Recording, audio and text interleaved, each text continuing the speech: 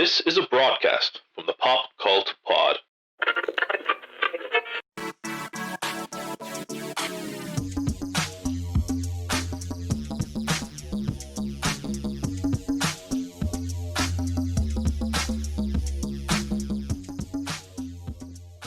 Welcome back to the Pop Cult Pod. I am your cult leader, Tom Pod, host of the only podcast with an actual cult following, the Pop Cult Pod, for what might be our last edition ever, because apparently cinema's gonna die forever, if you believe the news at least. But thankfully, why believe the news? Don't believe what you hear on your fancy internets, on the old Twitter, Instagram, or just some bloke on the street. Listen to me, because I'll tell you what's right and what's wrong with the new news.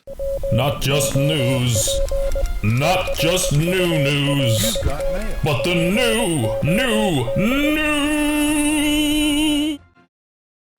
That's right, the new news. Let's try to explain what's going on in the world. There's a hell of a lot going on. It's all a big mess, but hopefully it will get better.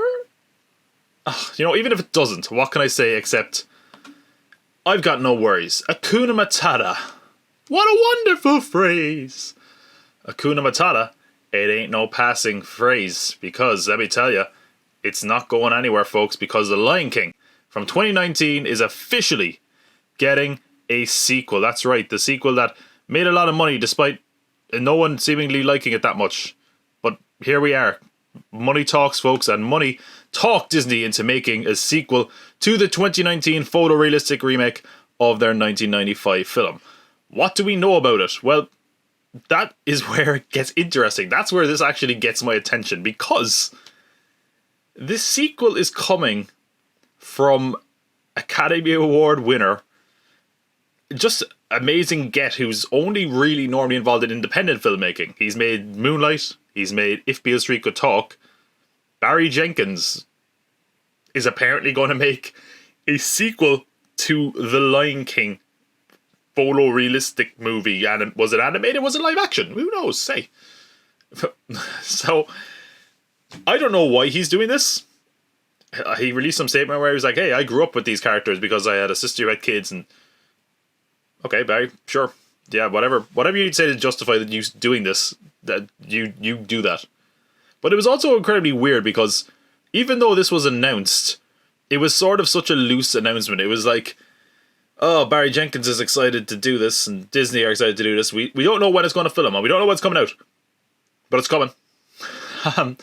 Also really strange is that, well, I guess it's not strange, I'm just kind of surprised, because, well, first of all, the reason why it hasn't been like any information on anything, I guess, it's COVID first of all, and also, Barry Jenkins is presumably a very, very busy man.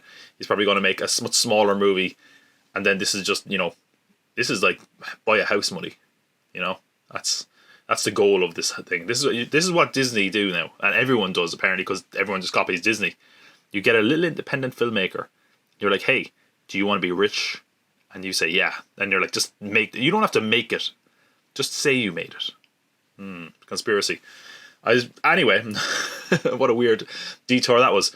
They're bringing back the writer of the last film, Jeff Nathanson.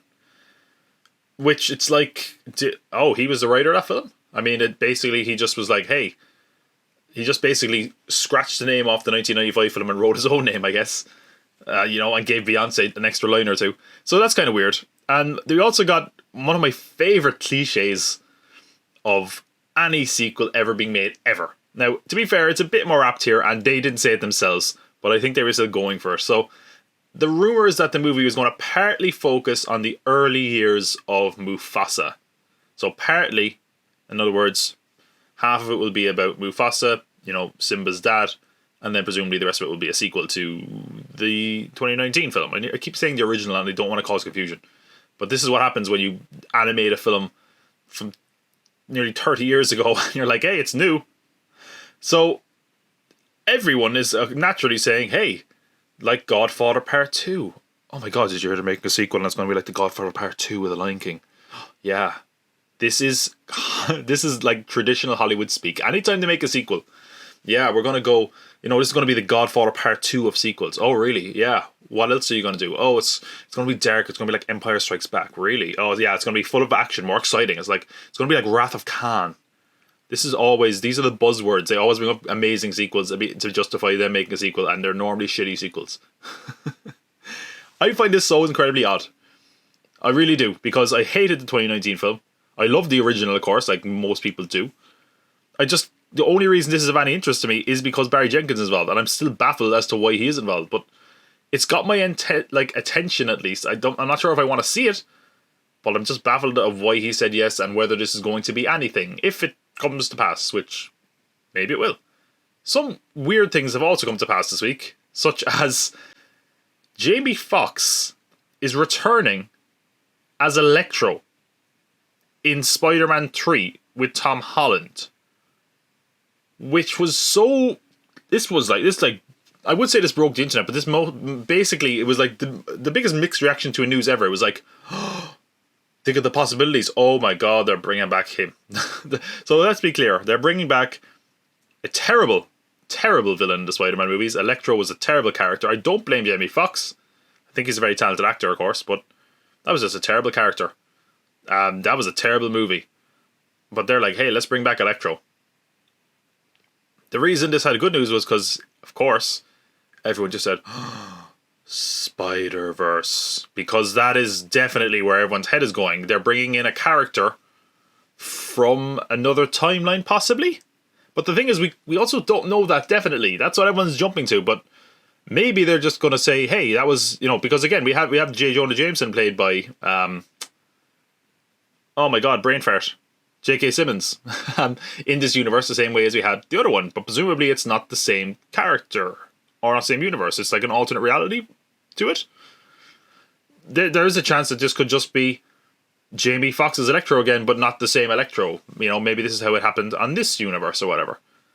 But there is some stuff that indicates that this is definitely leading to a Spider-Verse thing. Now, first of all, before we get into that, why are they doing this? Why bring back one of the villains that people didn't love from a movie everyone pretty much hated? Because they've always had such a rock-hard phallus. I tried to clean it up and it just still sounded dirtier for saying that, sorry. For the Sinister Six. What faster way of setting up the Sinister Six than saying, hey, we set this guy up a couple of years ago. Maybe we could just bring him in. No one will care. Okay? No one will care. Even though, thankfully they're getting rid of, apparently, the look of him. You can see the look of me at the moment on the video version. What a gormless, terrible character design. Hey, the electricity guy, what colour? Make him blue. Make him all blue. Oh, awesome. What about anything else? How are we going to convey this guy's electric? Oh, his skin's kind of electric-y. Cool.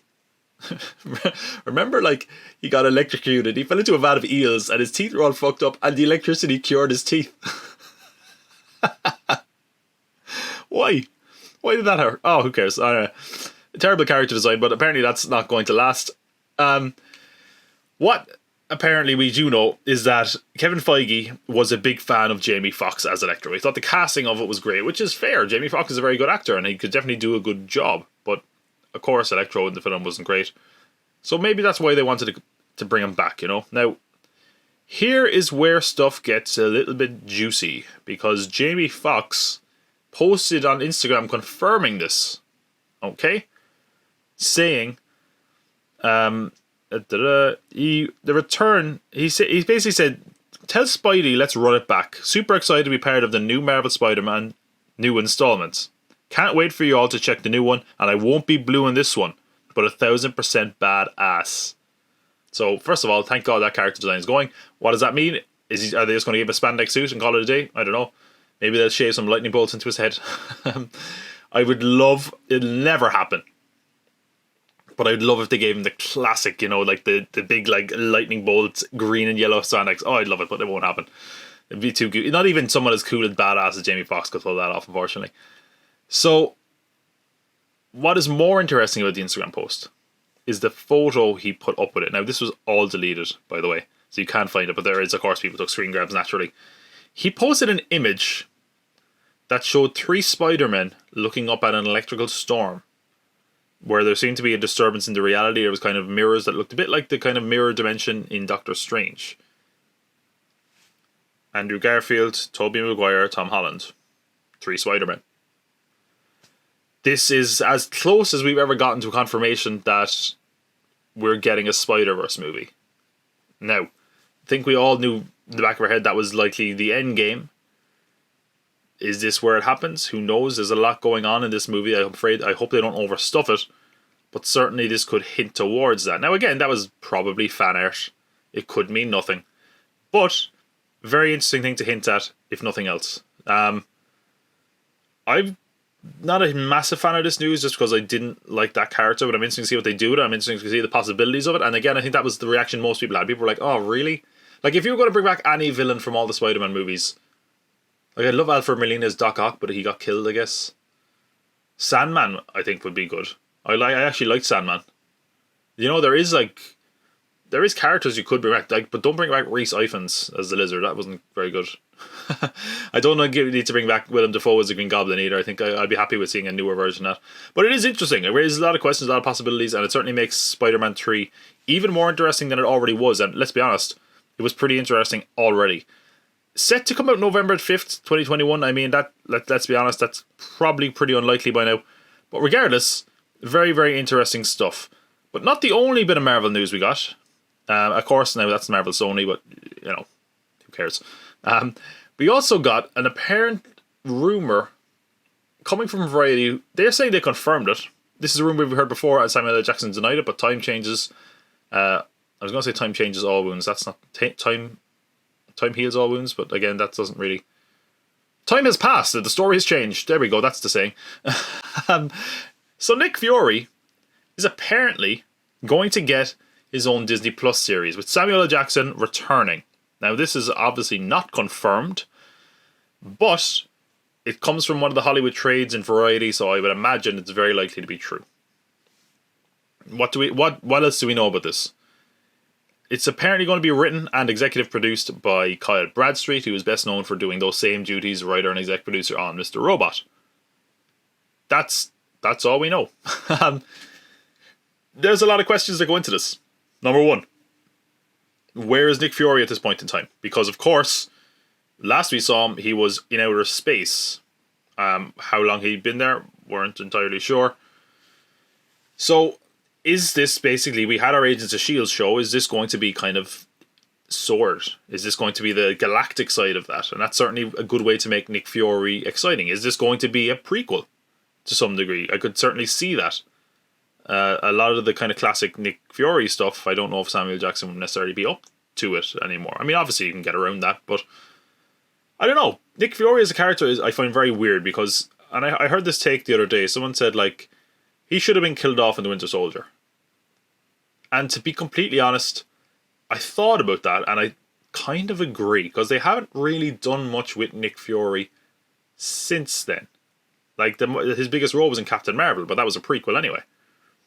He's, you know, in Far From Home, but it was a Skrull playing him. So it's like, maybe they don't have anything to do for him. I do find this interesting though. I just be very interested to see what you actually do with a Nick Fury series with Sam Jackson. Obviously Nick Fury has had his own series throughout the years, but we had, 7 seasons of an Agents of S.H.I.E.L.D. show, and I know this is different. This is going to have a bigger budget, and it's got A-list actors and all this.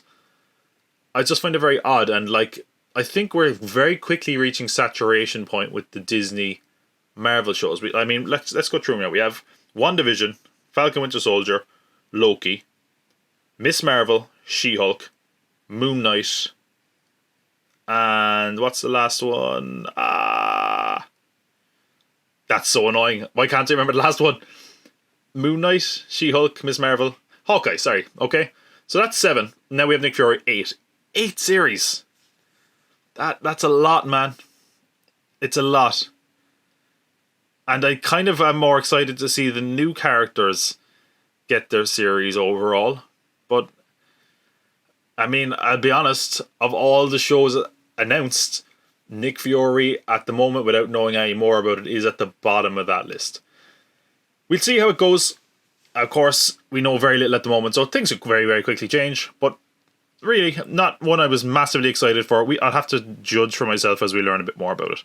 But it's not the only news we got from a Marvel Disney Plus series, because we officially, ladies and gentlemen, have our Kamala Khan, our Miss Marvel, with the actress, who is a total newcomer, seemingly, Iman Vellani. The 18-year-old Pakistani Canadian has no other screen credits, seemingly. In fact, I think when this news broke, she didn't even have an IMDb page. Now, she has some involvement in film. She's been a member of the Toronto International Film Festival New Wave Committee, which is kind of a group of 15 to 18-year-olds from kind of, from artistic communities who are, often actors or directors, or aspiring, I should say, often with diverse backgrounds and certain outlooks, that tag films based on whether they think they would be an accurate representation for people in their demographic. So, pretty cool. I think that's something you would kind of like your Kamala Khan character to have.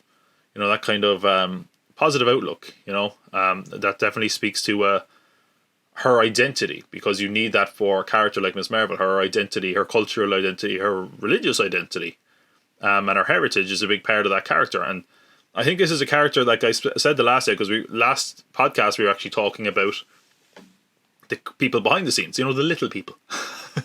I'm joking. I say I'm joking as if it matters. Like, I don't like as if this was a massive operation. It's just me, and it shows. But like, it's interesting because we were saying the last day, you kind of want people who have a strong kind of voice that would suit this character, and I think so far they've really nailed that, and I think they've continued that with Iman Vellani. But it's also weird because this is literally a total newcomer. Like, we have described people as newcomers before, but we can at least say, oh well, they had a tiny part in this. This person was completely unknown until this week, seemingly, or when this casting was announced. It's interesting. One thing that we did find out about her is her taste in films, because they found her Letterboxd account. Letterboxd, where you review films, basically. And interestingly enough, she reviewed Captain Marvel, which she gave 2 stars.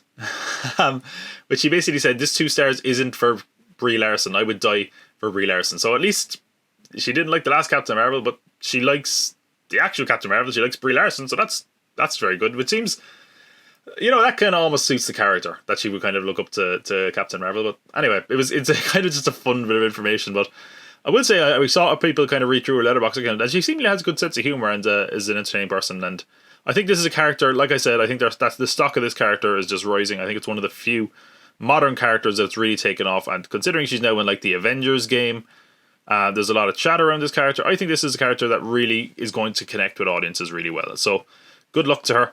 Hopefully we'll hear a bit more about her, or it's early on yet, but we might get a bit more information. We'll have to see. But going from DC TV, I spoiled it, god damn it, going from Marvel TV to DC TV. Oh, you fool, you gave it away. Sorry, now no one's going to want to see this. Oh, because I spoiled the whole thing. I'm so sorry. Spoilers, anyway. Peacemaker is getting a TV series. Now you might say, who? Who's Peacemaker? Peacemaker is John Cena's character in the upcoming Suicide Squad movie. HBO Max, who seemingly are just throwing money at everything. They bought Greenland with Jared Butler this week, which is a big action dumb movie that Jared Butler is in. I mean, I could have just said a Jared Butler movie and you would have figured that out. They're spending money on Witches, which we'll talk about in a sec. They're spending money on Justice League reshoots, which we'll talk about after this. I spoiled the whole show now. I just can't stop myself. It's too much fun. Spoilers. So this is interesting because they gave an order of 8 episodes to HBO Max straight to series. All episodes are going to be written by James Gunn. John Cena is going to reprise his role. And James Gunn is also going to direct at least the pilot and probably more episodes. This is really weird.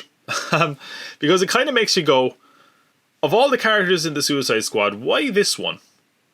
Now, I'm sure this is a very interesting character. Certainly, they've given him enough kind of shine or mention in the shows and the trailers that we've seen. But it is very interesting that they're like, hey, yeah, this is the character. Like, there's so many characters they could have given series to, and they're giving it to this one, which is kind of fascinating. This seemingly also, like, James Gunn just was kind of like, I had a lot of time during lockdown, I kind of just did this, which is good.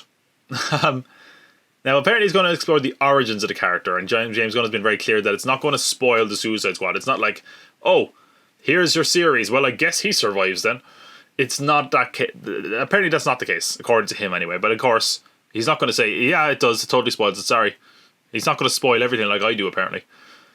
The other thing we should notice is that this could potentially lead to some, new characters being formed, maybe some cameos from other Suicide Squad members, who knows? And it's just kind of interesting. The DC side of stuff and the HBO Max of it all, because we just talked about Marvel, and I said Marvel, I think, are actually overdoing it with the shows. They have a lot. It's kind of like slow down a little bit. On the other hand, DC are doing kind of the same. They're doing a lot of like comic TV shows. Like apparently there's at least one Batman TV series spin-off, possibly another.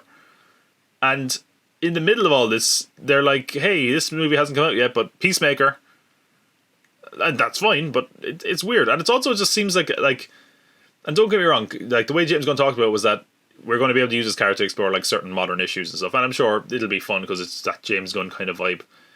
But it is just a really odd character to give a TV series to. Like, just think about this. We're getting a Peacemaker TV series when we don't have a Green Lantern, we don't have a Martian Manhunter, we barely have a Superman. It's like, it's so odd, their priorities. But anyway, I'm looking forward to it. I'm a big fan of James Gunn's work. I like John Cena a lot, and it's kind of hard because we haven't seen the character yet, but it certainly has potential, I guess. This is the fastest I'm getting through the news in a long time. This episode might actually be under 2 hours. Imagine. Remember when this show was like an hour and a half? No, you don't. No, you don't, because you didn't listen to the past episodes, did you? In fact, you only stumbled by this by accident. You found one of my freaky tags. Because of that, you found this podcast. And I bet you one of those tags was hashtag Snydercut or Daddy Snyder, because that's going to be in the description, baby. Because we talk right now about Justice League, the Snyder Cut, on HBO Max. Same way we were talking about HBO Max a minute ago. We're not done yet, because this broke a little while ago, maybe a week and a bit ago now. And that is the news that Zack Snyder, apparently this month, October, Zack Snyder is set to film more footage for his cut of Justice League. Which, this was something we had gone back and forth on. Originally, it was, there's not going to be any new footage. There might be some additional dialogue. No new footage. Now they've gone back on that, which apparently this is going to be about a week of shooting. It's going to involve the likes of Gal Gadot and Ben Affleck, apparently. Now, the other thing is very interesting is that Henry Cavill was asked about this, but to be fair, he was asked about this just before this news broke and said there's not going to be any additional filming. Now, maybe he didn't know that yet. Maybe he was playing coy. Maybe now that this news has broke, he will be involved. We don't know. Apparently, the original report said he was going to be involved. One of the notable omissions is Jason Momoa's Aquaman. The reason for that is unclear. One of the notable... What's the opposite of an omission? Submission? One of the notable people involved is, of course, Ray Fisher, which I have not touched this on the show. I didn't want to. I didn't want to touch it with a 100-foot cyborg pole, which that's what he uses to impress the ladies. Woohoo! That was such a shit joke. I'm sorry, everybody. He is at the moment having a massive fight with Warner Brothers over Justice League. Okay, so very, very briefly, he's like in an argument about how he was treated on set by Joss Whedon and who was it? John Berg, I think was one of the guys, and Jeff Johns. Basically, powerful people at DC. People that DC are very much still involved with. And it's been all sorts of things like he was mistreated. He's not going really into details. They said they would launch an investigation. He refused to cooperate with the investigation, saying the investigation was not being done correctly or was the wrong investigator. Various people have come out supporting him. Some people have not. Jason Momoa is the only person who's really come out and spoken. But again, nothing has been said. And it's a very odd situation because people are like, he can't speak because of, libel, blah. Or he's breaking his NDA, which, if something serious illegal did take place, he would be allowed to speak about it. NDA doesn't cover illegal stuff. Okay, they can't. For good reason. Because we saw how that panned out in Hollywood before. But what's really weird is the story attached to this. Okay, like when this report broke, it was like the first paragraph was about the refilming stuff, that they were going to do a week of reshoots, and then the rest was all about this. And apparently, actually Ezra Miller's not involved in the reshoots as well, apparently. I don't know what the reason for that is. Well, he apparently choked a woman, so I don't think that's going to deter them any bit. As we mentioned in our DC fandom episode. Watch that. He was apparently offered a role in the Flash movie. And to be honest, that was the rumour for years now, that Flash and Cyborg were going to kind of team up in the Flash movie. It's been there for years. He's still under contract with Warner Brothers, and apparently they were like, hey, we're going to use that option on your contract to bring you back for this. And they actually apparently offered him more money than he was actually expected or should have made. At which point he returned and said, this is how much I want. And it was double what they offered him. Maybe he was just playing hardball, I don't know. Now, the report, and the multiple reports seem to suggest that the only reason he went after Warner Bros. Was because of this whole fracas, to quote the Jeremy Clarkson thing that we had a couple of years ago. Because of all this is why he apparently went after Warner Bros. After they didn't, give him into his offer. So, I don't know, it's a messy situation. It is interesting he's involved here. He seems to, anytime that a story breaks, he seems to say it's like Warner Bros. Covering over this story. I don't know. It's a weird situation. Apparently Warner Bros. Made up a movie with Jason Momoa and the DC people to try bury this story, which Jason Momoa sort of seemingly confirmed, which is incredibly weird. And I just want to watch this thing play out because it's kind of a car crash. And the only other thing they said about this Justice League is that originally the budget was rumored to be 20 to 30 million, and now it's up to $70 million. Jesus Christ. 70 million for a movie that flopped, that they now have to remake. I mean, at what point could we just accept the Snyder Cut wasn't a thing? The fact they had to put this much work into it. It didn't exist. Okay, someone's been hoodwinked here. I don't know, as a Warner Brothers, I don't know as a fans. Regardless, 70 million is an insane thing for it's already a really expensive movie. Now you're adding 70 million to it to make it again, or make bits of it again, to release a movie that'll be slightly different, possibly. I don't get it. I don't see the benefit of doing this. I'm interested in the final product, surely. I don't think it's going to necessarily be any good, but there you go. For record, Joaquin Phoenix's Joker movie cost $70 million. So, take that as you will. Was this good value for money? Possibly not. Well, we talked a lot about stuff come to TV. Talked a lot about what's possibly going on with cinema. Well, apparently, as I was saying, cinema's probably going to die, or it sort of looks that way, but for now at least, there is some movies coming out, but they've all been delayed, and the world is terrible. So let's go back to a new podcast that I started last week. Hey, did you say delay? Have a little patience. Welcome back to the other spin-off podcast of the Pop Cult Pod. Hey, did you say delay? Well, we said it last week, and someone must have said delay again, because we have officially got confirmation. It broke just last week when we were doing this podcast, and I don't mean the Pop Cult Pod, I mean this totally separate podcast. Hey, did you say delay? Someone did, because Black Widow was officially delayed. Here is the story, kids. Black Widow has been moved from November this year, as we all expected, to May 7th, 2021, which means it is officially going to be a year and a bit away from its original release date. It was going to come out May of this year. Now it's not coming out until May of next year.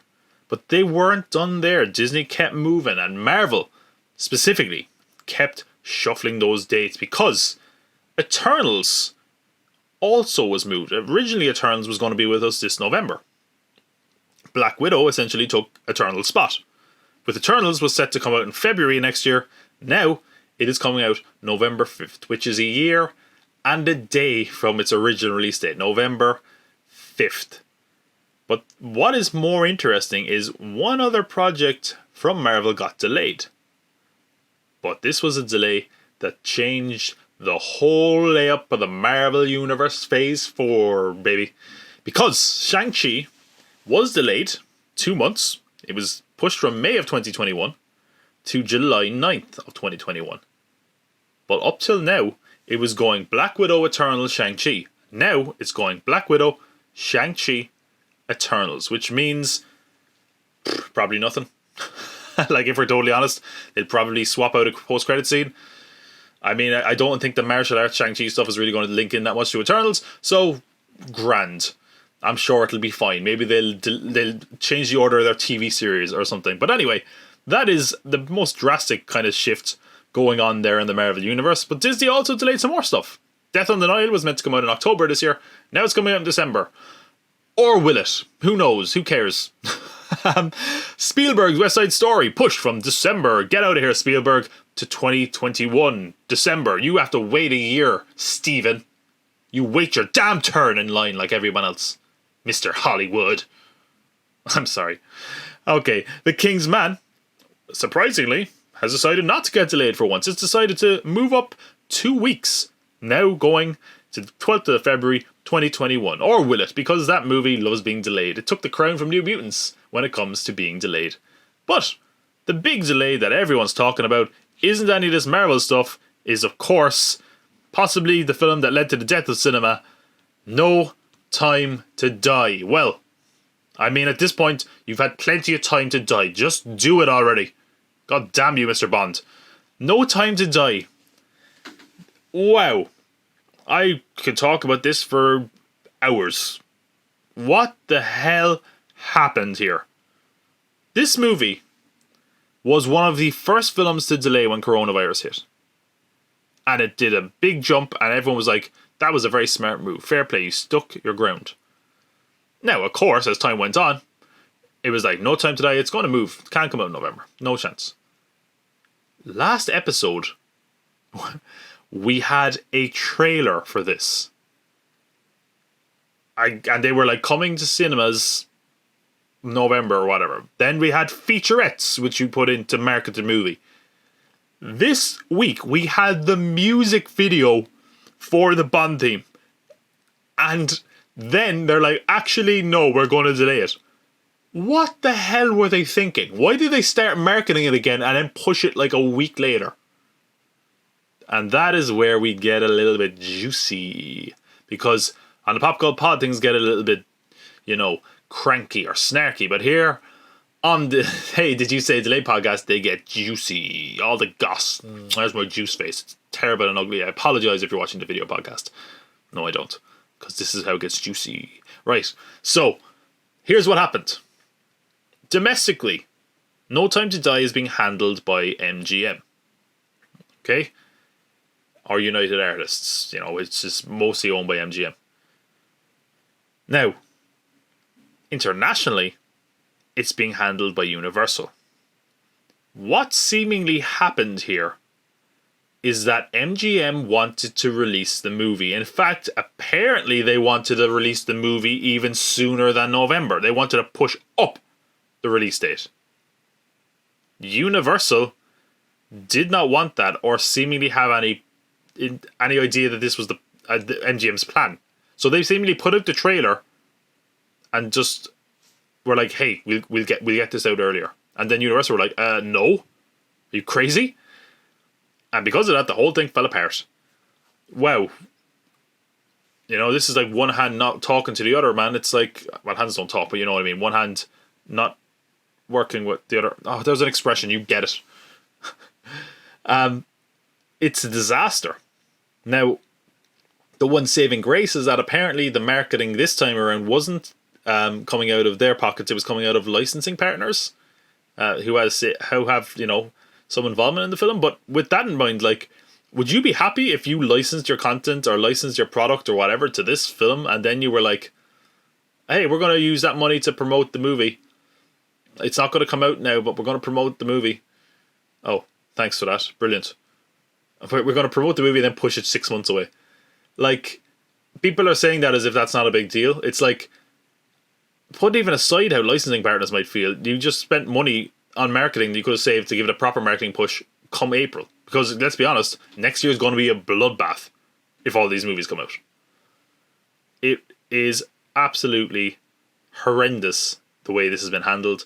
They had so much time, they moved so much beforehand. They should have moved long ago and moved it to the summer instead of trying to market it again. I mean, they've released like 2 or 3 trailers now. like they're going to run out of they're going to end up spoiling the movie. I'm guaranteeing it now. I'm calling it now. Next trailer, they're going to spoil something massive in the movie to get asses in seats, and it's going to make people mad.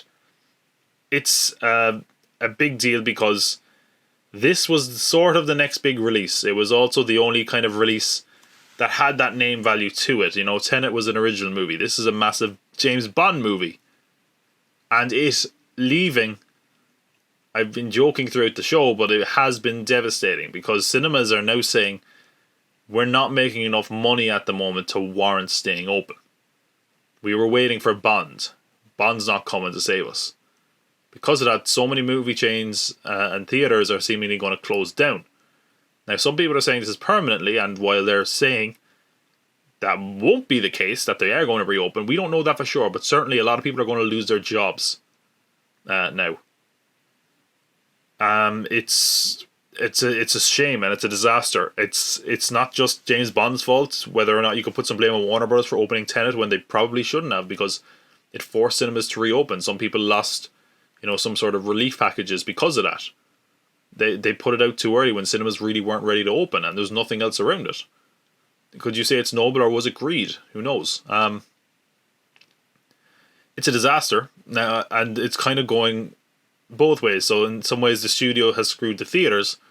Now the theatres are going to possibly screw the studios, because if theatres close, they're not going to open until probably next year.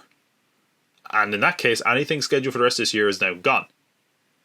So very good chance that we can officially finish up and say 2020, the year in cinema in 2020, at least theatrically, is done.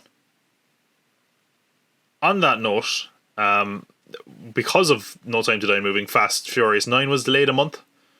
It was meant to come out in April, now it's coming out end of May because they want to give it a bit of space. Of course, Universal are involved in both. Monster Hunter is a film that has nothing to do with No Time to Die, but really strangely has moved up to December. Even though they delayed till April, they put out a tiny little teaser that looked terrible, and they were like, December. Read the room, Monster Hunter. Everyone is just like, hey, cinemas probably won't be here for the rest of the year. No Time to Die isn't going to come out, but meanwhile Monster Hunter, a movie people probably wouldn't even watch if it was on Netflix, is going to try come out in December. So see how that goes. But that's actually not the only thing, because I might need some. I might have to find something. I might need to find like breaking news, because this happened just as I was about to start recording. Breaking news. And that is that Dune, the movie, not the month, like Sand Dune, the Frank Herbert, the thing with the worms, okay, has been delayed, as we all expected it would be, because it was coming out in December at the end of the year, basically really close to Wonder Woman. That has been delayed till October of next year. Now, what is also interesting is they push it to October 1st of 2021.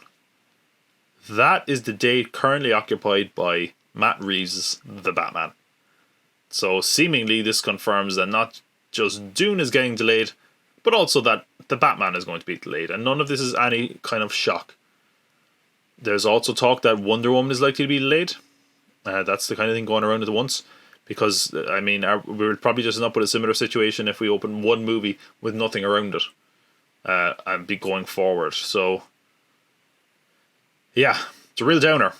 Oh, wait, I forgot I was meant to be cheerier on this part of the podcast. Hey, did you say delay? Well, everything sucks. Ugh, anyway. That was Hey, Did You Say Delay? 2020 fucking sucks. But, hey, at least I started a second podcast during a pandemic. In fact, I don't even know if I could keep doing the second podcast, because I don't even know if stuff is going to be delayed anymore, because there's nothing to delay anymore. Everything's gone and everything sucks. Play it, take that. Have a little patience. Wow. What a great time to be alive. Okay. Anyway, that was a downer. I thought that was meant to be the cheerier part of the podcast, but apparently not. Let's try cheer ourselves up by looking at some movies that we might see soon. Hopefully we'll see soon. And that is when we watch our trailer trash and remind us that there actually is probably going to be movies at some point. Maybe on streaming, we'll see. This is the theme for trailer. This is the theme for trailer. This is the theme for trailer trash. Get in the bin. Get in the bin. Quite a few trailers out actually this week. Some of which we were kind of expecting, other ones that we're still a little unsure about. First two are both coming to streaming. One we kind of knew about, we talked a little bit about the last time, and that was the trailer for Borat 2, which we learned a little bit more about this week when we got the trailer and found out that this is officially coming to Amazon Prime. We had heard it was a deep-pocketed streamer, was apparently paying for this. The obvious thought in all of our heads, I think, was Amazon. It just kind of made the most sense, if we're completely honest. And what else do we know? It kind of confirmed a lot more that we had heard rumored, which is that Borat is famous now and has to kind of dress up as other characters. It looks very much kind of like Who is America more than Borat. Now, I don't know how to feel about this. Because generally speaking, a lot of the time it kind of feels like comedy sequels don't really work out, do they? Like, it's very rare that it works out, especially when there's such a big gap between the films. Now, on the other hand, the trailer is kind of okay. I got a few laughs out of it. The posters are kind of funny.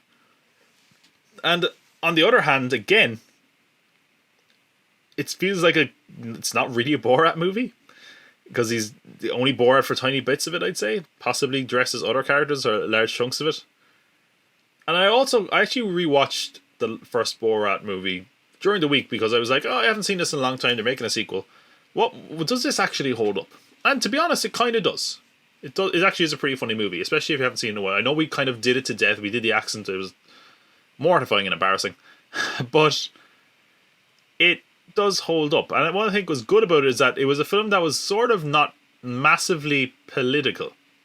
It's like, as in, when I say that, I mean it wasn't directly political. Obviously it was playing on the kind of tensions and fears of foreigners that Americans had in a post 9/11 world. This one though, it's way more political. Obviously it's leaning on that kind of divide between Democrats and Republicans, and it's a lot of references to kind of Epstein and the coronavirus and politics in general, and Trump, of course. And I'm not sure whether I like that or not. I know that sounds kind of strange because, of course, that means that the film has a lot more to say, surely. And it has more depth to it. But I feel like comedy and politics has been so done to death by now that I'm kind of like, ugh. Did Borat's coming back to do something everyone else kind of has been doing for the last 4 years. Again, I think it could be decent. And I mean, we really don't have to wait long to find out for ourselves. It's out on the 23rd, I believe, of October. Coming to Amazon Prime, as we expected, just before the election. Full title was rumoured a lot, but apparently it's Borat's subsequent movie film delivery a prodigious bribe to American regime for make benefit once glorious nation of Kazakhstan. So we're getting that crazy long title again. Borat's subsequent movie film. Is about it. Of course, there's a lot of posters as well of him kind of wearing the mask as the Mankini from the first film. Could be good. Not sold by the trailer. I'm kind of hoping it's a case where they're holding a lot of stuff back, not to ruin the surprise. I think Mike Pence is in the film briefly. Rudy Giuliani apparently is in it. I'm sure there'll be some other stuff as well, but it's it's a tough. I was going to say it's tough to sell a film like this, but I also remember before Borat came out, I saw the trailer for it just randomly, and I was showing it to all my friends. I was like, "This looks amazing. This looks so funny," and then it came out and became massive. So I did get that feeling here. A lot of people are talking about it. It was very popular online, but whether or not it's actually going to be any good, who knows? One other film we got a trailer for that we didn't know was coming to streaming until we saw this trailer is The Witches from Robert Zemeckis, based on the Roald Dahl book. Which, I think this actually makes sense to come to streaming, because I think this is the sort of film that wouldn't necessarily do major money in theaters. Robert Zemeckis is, hit and miss, to put it mildly. But I also find it really weird, like someone who's so obsessed with visual effects, like the visual effects in this movie don't look great. But it's also the kind of thing where it's a kids movie, it's a fantasy movie, so you kind of play off the effects being, a little bit cheap, a little bit kind of, unrealistic, because it's not a realistic movie. It's coming to HBO Max on the 22nd, I believe. I think it's actually the day before Borat, I believe. I don't know what the plan is for this internationally, beyond that. This trailer was fine. I never read The Witches. I read a lot of Roald Dahl books, but I never read The Witches. So maybe if you've read the book, it means something. Didn't mean much to me. I do like Anne Hathaway in the film. She kind of seems very, very over the top. The cast of this film alone is excellent. We have Octavia Spencer, Stanley Tucci. Who else is in this? We have weirdly enough, it's narrated by Chris Rock, who is also apparently the kid. I guess he's narrating back on his life. For me, as soon as I heard this, it reminded me of Everybody Hates Chris, which is like, wow, this is a weird episode of Everybody Hates Chris when a witch turns a load of kids into mice. Alright then. Set in 1960s Alabama, an orphan young boy stumbles across a conference of witches while staying with his grandmother at a hotel and gets transformed into a mouse by the Grand High Witch, played by Anne Hathaway. I don't know what to make of it. Trailer was fine. Didn't love it. Certainly going to check it out because I have HBO Max. It's coming to HBO Max, why not? Depending on reviews. It looks fine. It looks like an enjoyable kind of fun Halloween-y film for the kids. Whether or not it has kind of the spirit of the book, I don't know because I haven't read the book, but it's totally fine. Nothing I kind of loved or hated. One trailer we just got briefly before we came on air was Free Guy. This is the Ryan Reynolds video game comedy. Also, the reason I leave this to last is because the other two are coming to streaming. This is apparently coming to cinemas in December. It's totally not. But, anyway. I go back and forth in this movie because I like Ryan Reynolds. I like the general idea of this movie. But also it seems so on the nose and obvious that I'm not sure about it. And none of the trailers have really kind of sold me on it. It's basically like Ready Player One a bit and the Lego Movie mixed together. We had a trailer for this before. I don't think this trailer did a better job of selling the movie to me any better. Basic plot is obviously he's a non-playable character in a video game who seemingly gains some kind of sentience and can do whatever he wants in the world. And he's trying to make the game work. Right, so he's trying to be a good guy. I mean, the plot I have in front of me here is in the open world video game Free City, an amalgamation of Grand Theft Auto and Fortnite. Guy, a non-playable character played by Ryan Reynolds, works as a bank teller. Thanks to a program developed by programmers Millie and Keys, inserted into Free City by the publisher Antoine, Guy becomes aware of his world being a video game and takes steps to make himself a hero, creating a race against time to save the game before developers can shut it down. Right, anyway, Jodie Comer is Mills, and she's also the avatar character that we see with Ryan Reynolds throughout the movie. Joe Keery is one of the programmers. This is the first trailer we actually get to see kind of what's going on in real life. So we're kind of seeing the effect this is having on reality. We have a clip there behind me of them talking about Ryan Reynolds' character in Jeopardy.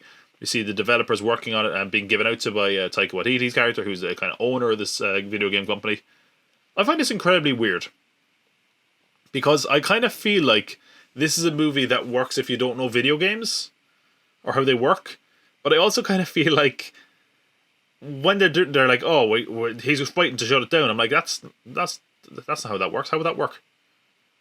It just seems incredibly weird. But, it's a comedy, so you give it a pass. But also, I say that, it's a comedy. I didn't get any laughs out of it, really. It just felt like Ryan Reynolds playing the same kind of Ryan Reynolds character he always plays. I mean, Ryan Reynolds plays Ryan Reynolds in every movie, pretty much now.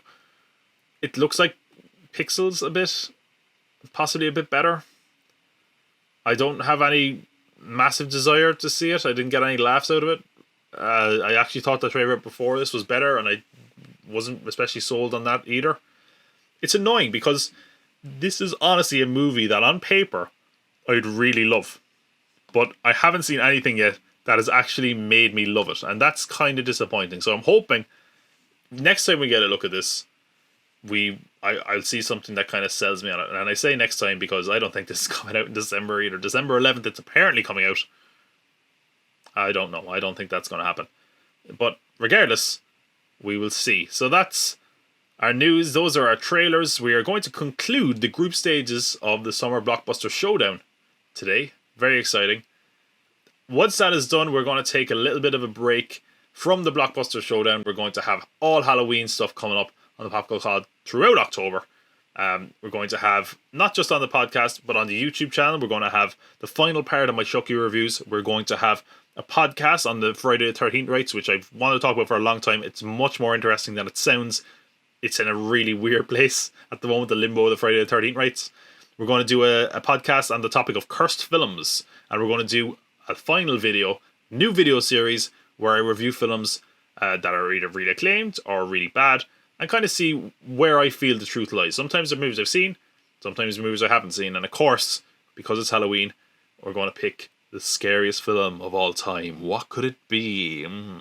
Well, you'll have to check it out on the YouTube channel when it drops. So, right now, I'm going to go and get changed. I'm going to put on my Beastie Boys t-shirt like I always do when I do the Summer Blockbuster Showdown, because there's no way was this last bit pre-recorded. And if you're listening to the audio, I definitely forget everything I said about the t-shirt. You don't have to worry about what I'm wearing. It's definitely not pre-recorded though.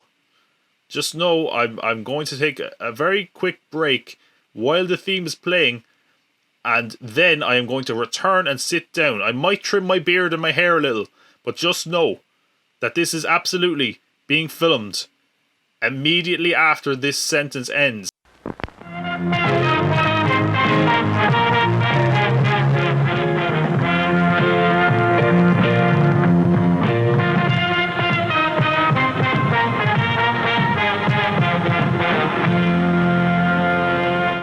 Welcome back to the final set of qualifying rounds for the Summer Blockbuster Showdown, which means that, in other words, once this is done, we will know what films are definitely through to the round of 32 and which ones are going to have to fight their way out if they want a chance at the gold. We're going straight in to 2015, which is a massive, massive year. And remember, I still have one save, and that could become a factor too.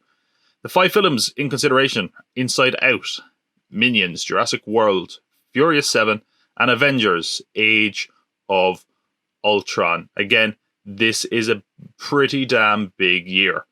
First of all, just a few notes. Universal become the first studio to release $3 billion films in a year. Of course, Minions, Furious 7, and Jurassic World are all Universal films. So again, when we get to some more recent years, we might say Disney, but 2015 was certainly Universal's year. But, that being said, Disney had some milestones, because of course the MCU had Avengers: Age of Ultron, and as a result, the MCU becomes the first franchise to have $3 billion entries. That seems so quaint now, considering where it is just a few years later, but there you go. So, top grossing film, Jurassic World, $1.67 billion. Massive, massive, massive. Furious 7, believe it or not, beats Age of Ultron. Age of Ultron, people say, you know, it didn't underperform. It made a load of money, and it did. But damn, it was a big year for other films, and it's a shock that Age of Ultron doesn't top the bunch. It underperforms compared to the first Avengers. But anyway, Furious 7, $1.51 billion. Age of Ultron, $1.4 billion. Minions, $1.15 billion. And Inside Out, coming in outside the $1 billion club at $857 million. So that's the way the points are going. Number 1, Jurassic World. 2, Furious 7. 3, Age of Ultron. Minions, 4. And Inside Out, 5. We're noticing more and more in this competition that the box office and the budget can really cinch you this competition. So we will have to see how that goes. The cost, when we come to the budget, there's undoubtedly one film that rules the roost, and that is Age of Ultron. The second most expensive film of all time, with a budget of $365 million. Like some of these budgets, we have kind of deductions and things like that, but we're going straight for production budget, not marketing included. And that means, regardless, nothing is touching Age of Ultron's $365 million. So that gets 1 point for the cost. Coming in at number 2, we have Furious 7, coming in at $190 million. Not bad. Outside the 200, not bad. On the other hand, a surprisingly expensive film coming in at number 3, Inside Out, $175 million. And Jurassic World then, only $150 million. A lot of, apparently dinosaurs are coming cheap. And Minions at the very end, 74. Again, not a surprise. A lot of these films, aside from Pixar, when it comes to animation, a lot of time the budget comes in quite cheap. Notice that recurring. Then we get to originality. And there's some film here that's going to easily walk through this, and that is Inside Out, an original entry. That's going to get number 1. Then we come to a few other ones. Jurassic World is a reboot. It's based on a book series. Could you call it a sequel? I don't know. A little bit tricky. Furious 7 is the 6th sequel of a movie. Age of Ultron is the 2nd sequel of... it's a sequel to Avengers. Do you call it like the 10th sequel in the MCU? I don't know. That's one that you have to be a bit distinct on. Minions is a spin-off. So, when it comes to originality, number 1 is, of course, going to Inside Out. Number 2 is going to Minions, because it's a spin-off of an original idea. I think that deserves a point for originality. Number 3. I'm going to have to give it to Jurassic World, which is a bit odd because, I mean, technically, it is, a 3rd sequel. And it's based on a book initially, but it's kind of gone so far beyond that now. And you could also call it a soft reboot. I'm going to give the originality to Jurassic World. I'm not entirely happy about it, but there we go. When it comes to originality, Age of Ultron is going to just about beat Furious 7, so Age of Ultron is going to get a 4. It's a 2nd sequel, but really, this is tying together all the previous MCU entries a little bit, so because of that, we call it like a 10th or 11th sequel or whatever, wherever we are in the MCU at the moment. And Furious 7 at the very bottom then as a 6th sequel. So 1 is going to Inside Out. Number 2 is going to the Minions. Number 3 is going to Jurassic World. 4 to Age of Ultron. And a 5 to Furious 7. Which brings us to acclaim and cultural impact. This is often the massive one that can kind of sway everything. When it comes to originality and blockbusters, we don't always really have a standout. Budget and box office are a big deal, but cultural impact can really change the course of the tide. Whether your film is going to be remembered, whether it did impact culture, and whether it got critical acclaim. And we have a surprising entry here that's leading the roost, but we'll come back to it. So, when we come to Jurassic World, this is a massive film, but as far as how it's kind of remembered, it comes down to some of the sillier moments. Chris Pratt's dino trainer stance of like that. I'm not going to stretch it out too far because you'll see the limits of the green screen. Bryce Dallas Howard running in high heels, of course, was also talked about constantly. You could argue its impact is shown, kind of shows the success of like a soft reboot. But at the same time, that was kind of already done, and it was confirmed, really. The bigger example of that was The Force Awakens. So, yeah, I think because of that, when it comes to the idea of a soft reboot that everyone's crazy for now, Force Awakens that same year kind of overshadowed it with that regard. And I just mean, when I say soft reboot, I mean like a soft remake, more or less, where they made the same movie with some new characters that loosely tie into the continuity of the previous entries. Audiences preferred it to critics. Critics gave it a 70. Audiences gave it a 78. When we come to Furious 7, an unfortunate scenario here has made its cultural impact much greater, which is that Paul Walker passed away during the production of the film, and this was kind of marketed as his send-off. It was like the end of the road and all this kind of thing. They marketed it very clearly being like, this is the end of Paul Walker's character in these films. As a result, it provided a more emotional entry than the rest of the series. It helped propel the sequel to massive heights and to be a huge hit, as well as showing the kind of capabilities of recreating an actor's likeness without them being present. And that's not necessarily something that works with someone's death. Of course, more and more in films we're having actors recreated digitally after their passing, but if an actor just isn't present to shoot scenes, they're showing that you can get around that. And this was kind of one of the big cases for that. We also, of course, have the hit song from Wiz Khalifa, I believe it was, and some guy called Charlie, I can't remember his surname. Some guy called Charlie. The song See You Again was a massive, massive hit. It was kind of created to honor Paul Walker. Was a Golden Globe nominated song, and it was also the best-selling song of 2015 worldwide, which is huge. Best-selling song worldwide, and it's really so tied to this film that because of that, the cultural impact of the film is massive as a result. Critics and audiences are in agreement here, with both being locked at 82 on the Rotten Tomatoes meter. It's pretty big as far as cultural impact. I think that could be the number 1, but we'll keep going. Age of Ultron. The least popular Avengers film, undoubtedly now. It's considered kind of overstuffed and one of the few Marvel films not to improve on its predecessor. Generally speaking, a lot of the Marvel films have kind of gotten better as they went along. Not the case here, if you ask most people. It did introduce the character of Vision and Scarlet Witch and obviously Quicksilver, but that didn't last. It does have cultural impact because of that, but it's mostly remembered as just people's least favourite Avengers film. Which thankfully, due to the nature of being part of a shared universe, is kind of quickly forgotten. As a way it kind of connects to later entries and kind of it greatens its impact as a result, because it is like, oh, this is a piece of a puzzle, and because of that, it feels more relevant than it is. But at the same time, when you had like Civil War basically be another Avengers film coming out the following year, it made it feel like this was a lesser event anyway. So cultural impact for Age of Ultron is a lot smaller than the other Avengers films. That's what I will say about that. When it comes to Minions, aside from being a massive financial hit and giving the Minions their own chance to shine, the film has little cultural relevancy, and it's kind of seen as more disposable than the rest of the series, I would even argue, as far as kids' entertainment. The Rotten Tomatoes meter, again, not particularly high for critics or audiences. 55 for critics, 49 for audience. Nothing earth-shattering. Inside Out, though, it has an Oscar win and an Oscar nomination, a Golden Globe win. It's one of Pixar's best and most intellectual films. It's certainly one of the more original films they did in a while leading up to this. And again, 98 for critics, 89 for audiences. Very high scores across the board. Critical impact and cultural acclaim, or critical acclaim and cultural impact, I guess they're interchangeable, right? Number one, I'm going to give to Furious 7, just because it did feel like a big deal, an emotional one because of the death of Paul Walker, and that song, See You Again, was massive. Number two, just based on the fact it's in the MCU, and because it introduces the character of Scarlet Witch and Vision, and I guess sets up some of the other stuff, Age of Ultron gets it. This is one of the benefits when it comes to... actually, I'm going to overrule that. Cultural impact, critical acclaim, I'm going to give number two to Jurassic World. Because it is kind of talked about more.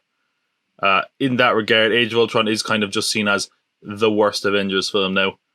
And again, I think Civil War coming the next year did really mean that the impact of this was barely felt because, we just got to Civil War a year later, and that just felt like another Avengers film. So because of that, I'm going to give number two cultural impact and critical acclaim to Jurassic World, number three to Age of Ultron, number four to Despicable Me, or no, number four to Inside Out, and number five to Despicable Me spin-off Minions. Franchise, okay. This is a tough one. Jurassic World, we have a TV series on Netflix at the moment, a sequel, which also scored big box office, and there's another one currently in the works. Furious 7, there's a sequel, a spin-off featuring Statham, who was a major character here. And this is still the biggest Furious, or Fast and Furious entry to date. So I think this is good for franchise. This kind of put it at a high point. I think it kicked it up to the next level for this series. For Age of Ultron, of course, we obviously get a load of sequels. This is the MCU, and Civil War, which is basically a sequel to this. But Civil War did kind of less than this. Again, maybe it was because it was marketed as an Avengers film, even though it pretty much was. Could you argue that this hurt the franchise? Very possibly. A lot of people were saying that at the time. But it wasn't that big a deal because, again, when you're part of the MCU, a weak cog just means that you just move on to the next piece. It's kind of seen as part of a whole, as opposed to just a solid standalone film in a franchise. We do get a direct sequel to Minions that's set to come out. There's no sequel to Inside Out, so that's an easy one there. Inside Out is going to get 5. It's the only one that has not had any continuation. Beyond that, number one, I'm going to give, surprisingly, to Furious 7 because it has a spin-off. It has a sequel that's also big. It has another entry that's going to be big. This was a high point of the franchise, and it kept the franchise strong, kicked it to a new height. And I think because of that, it showed that the franchise can kind of be sustainable after Paul Walker's death, which is a major factor I didn't touch upon. The fact that this showed that there was life after Paul Walker, that's a big deal. Age of Ultron, I'm going to give number 2 in franchise, of course, part of the MCU, so nothing was going to stop that train. But it did set up a lot of important things going forward, even if they weren't necessarily majorly addressed as much as people expected. Number 3, it has a TV series and 2 sequels coming, or 1 sequel is coming, another is on the way. Jurassic World gets because of that. We have a direct sequel to Minions, so that's a 4. Nothing for Inside Out, so that's a 5. Right. I'm not sure how this is going to go. I feel like it was back and forth on a few films. Let's see now. Our scores for that round. Number 1 is going to Furious 7. That makes sense to me. That was a massive film. It was certainly a blockbuster. I mean, put it this way. Would anyone have ever predicted, in even 2012, that a Fast and Furious film would outgross an Avengers film? So because of that, Furious 7 is number 1. Now we have a tie here as well between Age of Ultron and Jurassic World. So I have to decide this one. And I kind of have to think Jurassic World would get it, because Jurassic World is the biggest film of the year. I think Age of Ultron did underperform. A lot of people say it was overstuffed. There's much greater Avenger films. I think it's going to have to go to Jurassic World. It relaunched the franchise and it came out swinging. So because of that, I'm saying Furious 7 is going straight to the round of 32, and Jurassic World will have a chance to fight its way back, leaving Avengers Age of Ultron in the dust.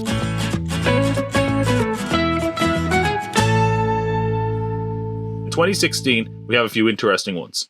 We have The Jungle Book, Suicide Squad, Captain America Civil War, Finding Dory, and The Secret Life of Pets. Now, few interesting cases here. Okay? The Jungle Book could be a controversial one. But it was released mid-April. Now, the ruling I made about summer blockbusters was the summer months are May, June, July, and August. Makes sense. That's what we consider summer when it comes to, film. But the ruling I made was that, and especially because if you didn't include this ruling, a lot of the Marvel stuff would be gone, and a few other ones as well. Because they released their movies a little earlier, kind of at the end of April, to get a kind of jump start on the summer, to tie in with certain kind of holidays and school breaks, especially in Europe. So the ruling I made was this. If the film was released before summer, but with the intention of having legs and doing well over the course of the summer, it could be in consideration. But it needed to have topped the box office the first week of the summer movie season. And at the top of the box office in May, we do get The Jungle Book. So The Jungle Book is considered, and it's a massive film as well, so it certainly should be considered. For the box office, the number 1 film, Captain America Civil War, $1.15 billion. A step down from some of the Avengers entries, but still a great budget, or great box office growth for the film. I mean, technically it is a Captain America film, so that's pretty good, because aside from the Iron Man 3, none of the other solo characters had hit that billion point yet. Finding Dory joined the $1 billion club at $1.02 billion.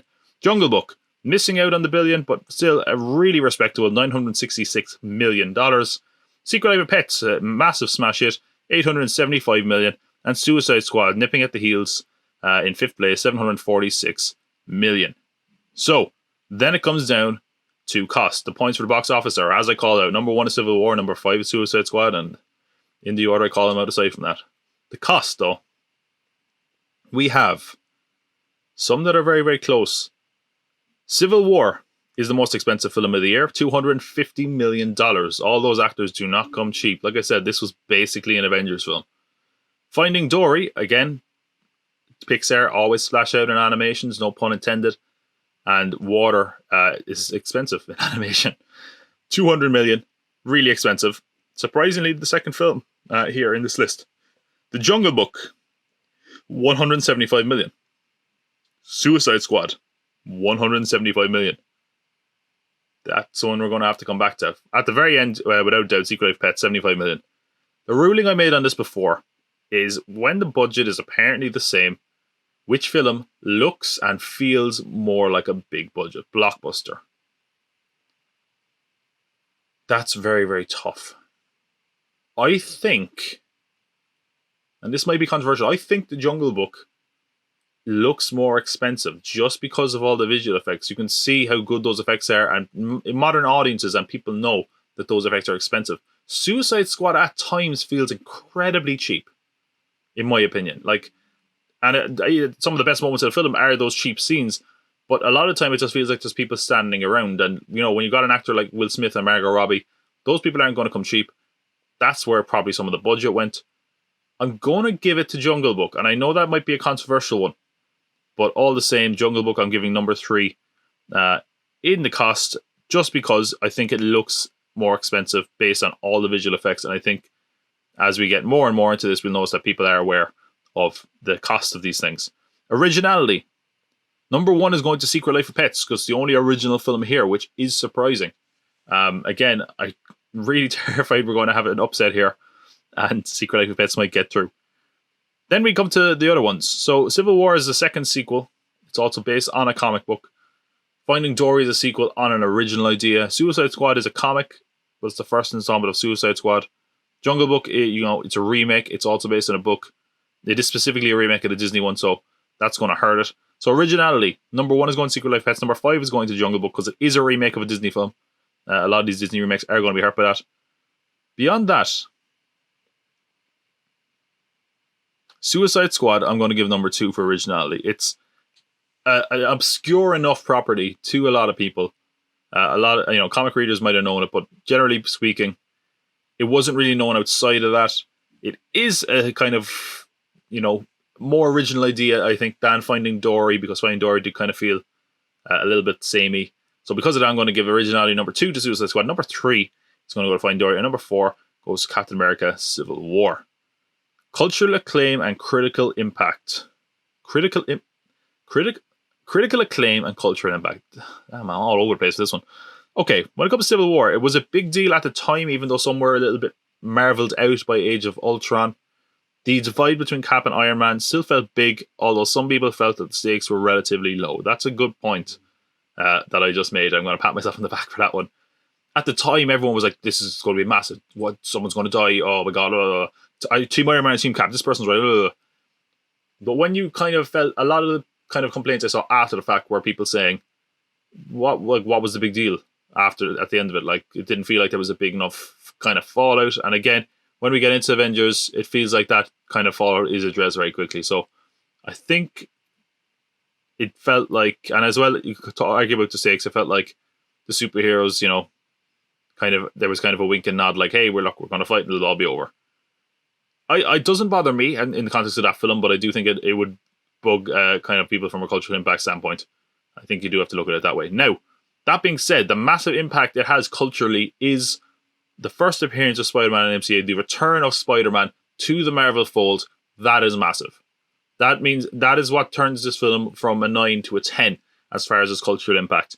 Spider-Man in the MCU was huge, and it's going to be this film's cultural legacy. Whatever happens with the Spider-Man deal, this is the introduction of Spider-Man into the Marvel Cinematic Universe, the biggest franchise of all time. That is huge. Critical impact and cultural acclaim for that one. The Rotten Tomato score, 91 from critics, 89 from audiences. Yeah, that's going to be very tough to beat, but let's see if it can be beaten. Finding Dory, there's no real cultural impact here. It was sort of seen as Pixar just doubling down on unnecessary sequels, which is something that would come up again and again in the following years. Without having much real reason to continue the story, it was successful, and it was certainly liked well enough, but it was not like massively memorable. I don't think this film is going to have a legacy, really. Critics gave it a 94, audience gave it an 84. Again, it was a light movie. It did well. Are people talking about it today? No. So I think because of that hurts that one. We have one Oscar win for The Jungle Book. It certainly was adored and well liked in the film. I think its legacy is kind of based purely on the visual effects component. I think that's one thing that's going to be massive.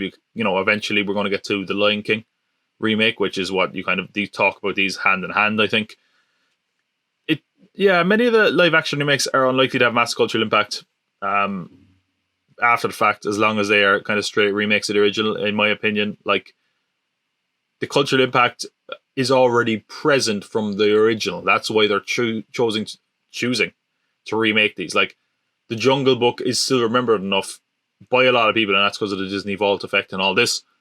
And that is why they're choosing to remake it. So the cultural impact is kind of just tied to the originals.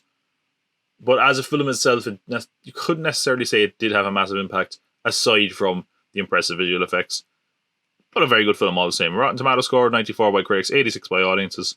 That's pretty damn good. Secret Life of Pets, no cultural impact here. I mean, if you had to stretch, you could say it's legacy for including Louis C.K. and him being replaced in the sequel. But even that would be a bit of a leap, really. Like, I don't think parents care because it's a kids' movie. I don't think kids are aware of it, so it's like, whatever. Considering how much the sequel underperformed compared to its entry, it seems fair to say that this film didn't have much of a lasting impact as outside of the time. I think this was really saved by a good marketing campaign that got people interested. Rotten Tomatoes score of 73 from critics, 62 from audiences. That's not a good sign either. Suicide Squad. Despite some mixed reviews, and that's being kind, there's a strong cultural impact for this one. It has a Rotten Tomatoes score of 27 critics, 59 from audiences. Again, when that is the case, normally it's a good sign. Again, it's tied into a franchise, and a lot of times comic book fans can be, giving things positive, ratings just because it's their characters. Not unusual. DC were especially accused of it at the time this came out.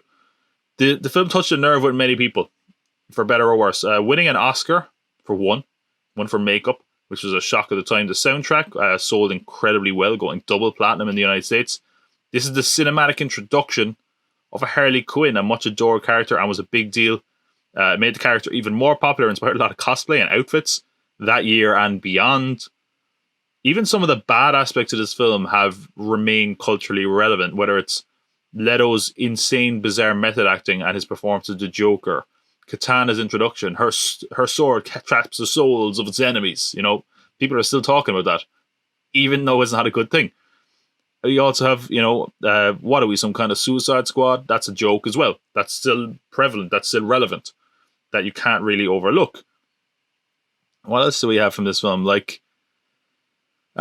It's a surprising hit with younger audiences. Like, adults kind of didn't like it, but I've been around kids and teenagers that I was saying, they love that film. Of course, Harley would go on to appear in Birds of Prey. We are getting a Suicide Squad reboot, so it did help with the name recognition of Suicide Squad.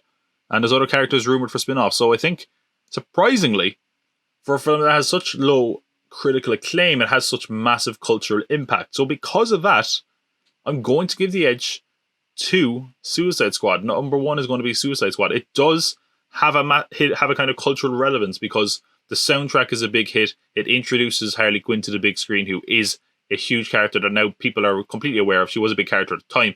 This kind of launched her to the stratosphere. A lot of the bad aspects are remembered, but they are remembered, and we're still talking about the bizarre choices Jared Leto made as a person and as an actor. So number two is going to go to Civil War. I think it does come down to having Spider-Man. I think that's what saves it. Number three for cultural impact, or critical acclaim, whatever you want to call it, I'm going to give to Jungle Book just based on the effects alone. Number four, I'll give to Finding Dory. The fact that there's a Finding Nemo sequel, I think that's about it. Secret Life of Pets, I think, has been mostly forgotten. That's number five. Then we come finally to franchise. Which of these spawned the franchise? Well, we have more MCU films, obviously. It set up Spider-Man, which got 2 films to date, and, this kind of helps set up Avengers. Spider-Man is going to be in Avengers. This set up a lot of that stuff. It introduces Black Panther. I didn't mention Black Panther. I forgot that. This is Black Panther's first film as well. And, of course, he is a massive cultural touchstone for so many people. Massive hit. Franchise score. I'm going to have to give it to Civil War. I'm actually wondering now, because I forgot about Black Panther. I forgot this was his first film as well, because he was kind of overshadowed by Spider-Man. I think that, at the time, without having the Spider-Man deal in place, there was Black Panther would have been that kind of surrogate character that was, who kind of, in the comics of Civil War, Spider-Man is that character who is a big deal. I think that would have been Black Panther had he not been introduced. I'm going to stick with it. I'm going to keep the cultural impact on Suicide Squad even still, because I think a lot of people. I think the fact that I forgot Black Panther's. This was Black Panther's first film might really cement that the cultural impact of it is quite low. And of course, it doesn't really matter because he has such a massive film 2 years after this. So number one is going to Civil War for franchise. Number two is going to Suicide Squad because there is Birds of Prey. There's going to be another Suicide Squad film. Whether it's a reboot or not, who knows? Secret Life of Pets does get a sequel, which is more than I can say for the other entries, so that gets to number 3, even though it does not do well. We might get a sequel to Jungle Book. There was talk of that. Number 4, there hasn't been any talk about a sequel to Finding Dory, so because of that gets a 5. Where are our scores here? These are all over the map. I think we're going to get another Avengers film through, or another Marvel film. Yeah, okay, right. Number 1 is Captain America Civil War. Age of Ultron got locked out in the last year entry. They're coming back with a vengeance here. Civil War gets through in the first place. Suicide Squad is going through in second place. So because of that, it might have a chance at doing pretty well. It will have to face off against some other films if it wants to get there. But still, Suicide Squad is through.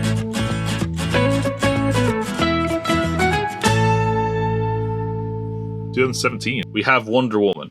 We have Pirates of the Caribbean giving us its last entry to date. We have the first MCU Spider-Man solo film with Spider-Man Homecoming, Despicable Me 3, and Guardians of the Galaxy Volume 2. So yeah, big year for superhero films, without a doubt. And again, there was other superhero films in that year, but still, these are the ones that were out during the summer. A lot of notes here as well. Fate of the Furious only made $8 million on the first weekend of the summer. So because of that, I'm ruling it out. That rule goes both ways, man. It came out in April. It could have done a big, summer run. But by the time we get to the summer, it's mostly petered out. It only made $8 million opening weekend. I believe the opening weekend was ruled by Guardian. So because of that, Furious 8 is not in consideration. On the other hand, a film that I was struggling of whether or not to include, and I decided not to. And here's another kind of unwritten rule I found with blockbusters. It has to be a kind of a cultural thing. It has to be around like the whole world. It has to be a worldwide kind of talking point and a worldwide buzz. One of the biggest films of the year is a film called Wolf Warrior 2. But it has no real impact out of China. It is in the top 10 of the whole year because of how well it did in China. But you probably never heard of it. It does it. I looked at the box office grosses in other countries. Based on that, I decided not to include it. Can't have a blockbuster, but I think a blockbuster contained to one market doesn't really feel like a blockbuster. I think you need a worldwide kind of phenomenon to be considered for this. We're also, first time we're venturing out of the top 10, I think, for these entries. Because of that, because there is a lot of big entries at the end of the year. And of course, Wolf Warrior took one of those top 10 spots. We also have a few other interesting things here. MCU becomes the first franchise to gross over $11 billion this year, and Despicable Me becomes the highest grossing animated film franchise of all time. So it is a significant year, and one where a lot of money is made. Number 1 film in our top 5 is Despicable Me 3, making $1.2 billion. Spider-Man Homecoming, $880 million. Just behind it, it's very tight actually in this... in between these places. Spider-Man Homecoming makes $880 million. Guardians of the Galaxy makes $863 million. Just $17 million separating them. Wonder Woman, $821 million. And Pirates of the Caribbean, Dead Men Tell No Tales, or Salazar's Revenge, or whatever one you call it.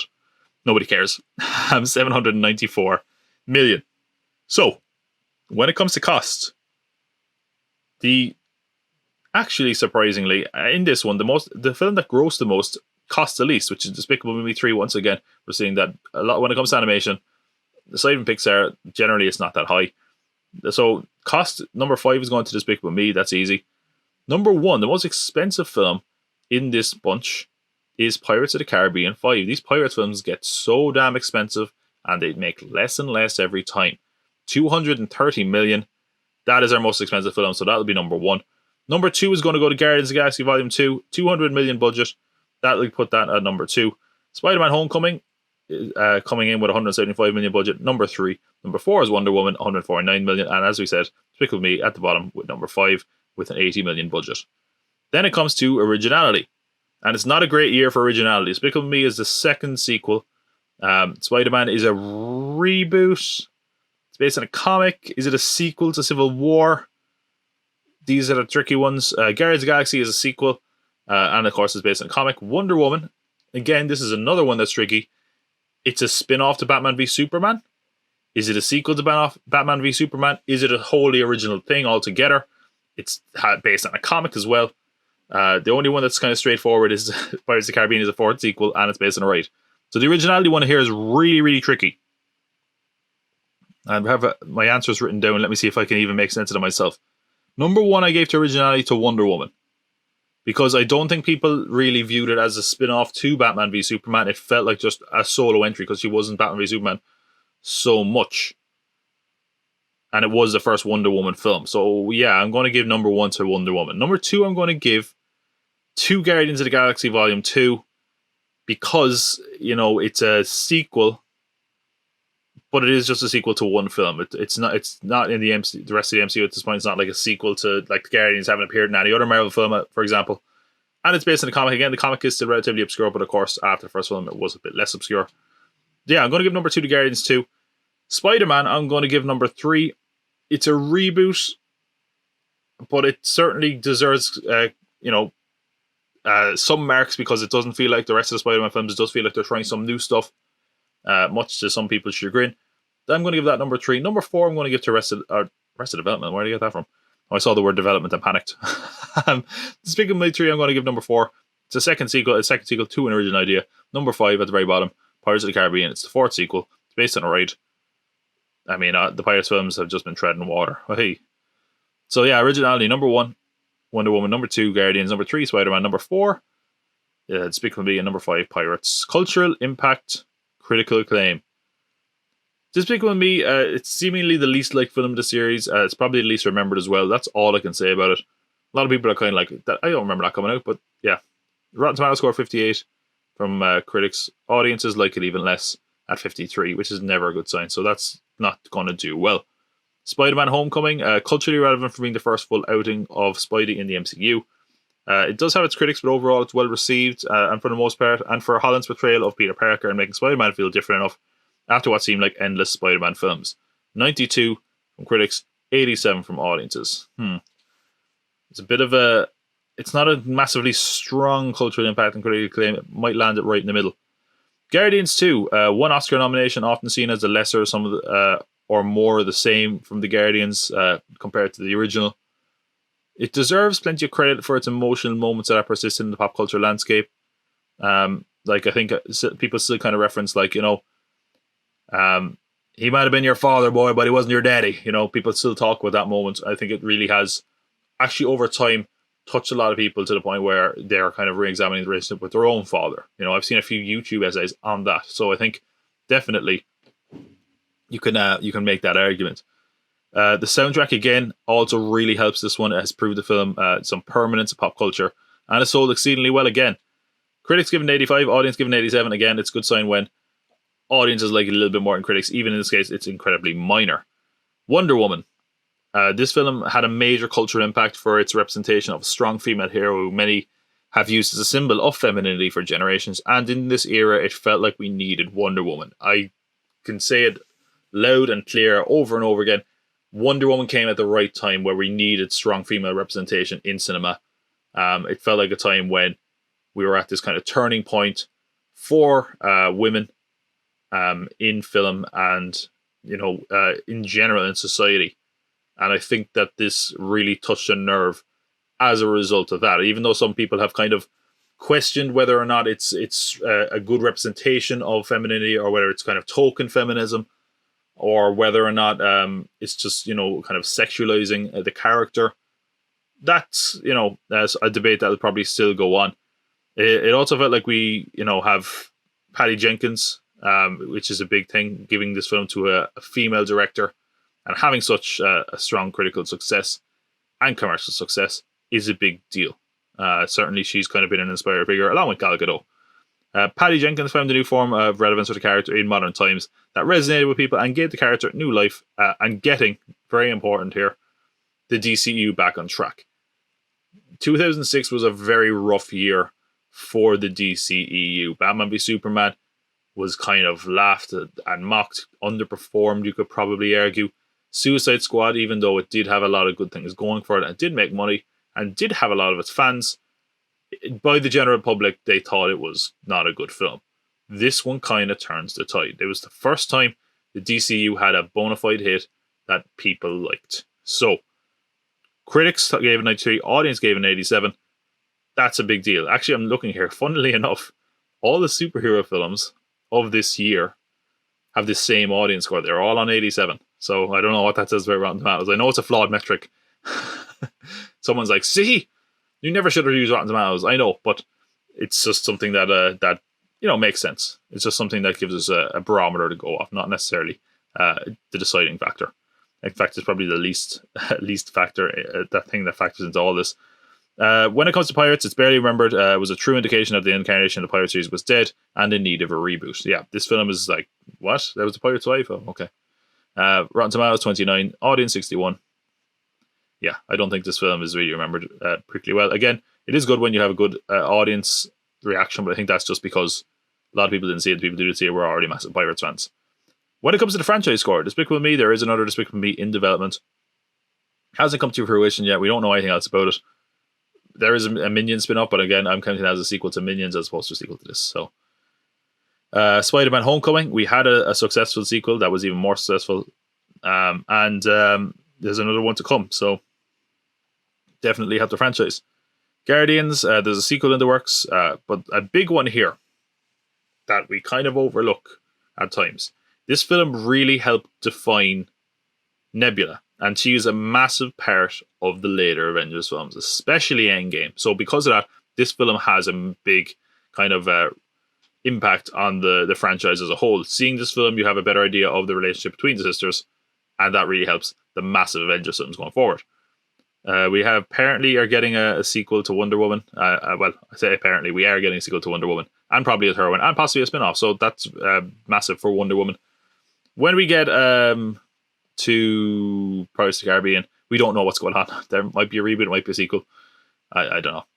So, also a big point about Wonder Woman is it kind of launches that franchise. So I'm going to give number 1 to Wonder Woman because we are getting we have a sequel coming. We might have another sequel after that.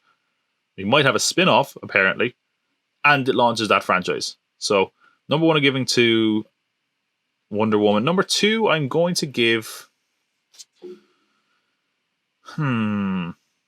When it comes to franchise, this is tough. I'm actually going to change it. I had Guardians number 2. I'm going to give number 2 to Spider-Man because it has already had its sequel. We're getting another sequel, and this also helped kind of cement the relationship between Tony and Peter that would be relevant in some of the other films. So the same way that Guardians kind of establishes Nebula, and the sister relationship, this establishes the Tony and Peter relationship a bit better. And that's pretty important to the Avengers as well. So number 2 franchise is going to Spider-Man. Number 3 is going to Guardians. Number 4 is going to Despicable Me 3. And number 5 franchise score is going to Pirates of the Caribbean because we just don't know what's going on with it. Whereas Despicable Me 3 is definitely getting a sequel. So, and I also think it comes down to, Pirates of the Caribbean 5 damage the franchise, really. So, okay, Wonder Woman is coming out on top here. Wonder Woman with a score of 11.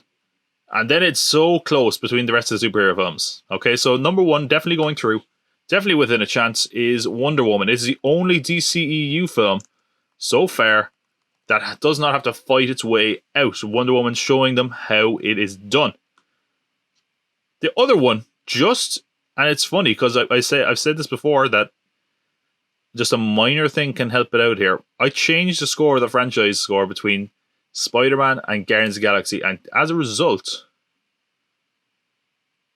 actually no, it wouldn't have made a difference. There's 1 point between Guardians and Spider-Man Homecoming. Guardians is going to have to fight its way out. Spider-Man gets left behind, but just about. That's a bit of a shame. That could be a possible contender for me to save.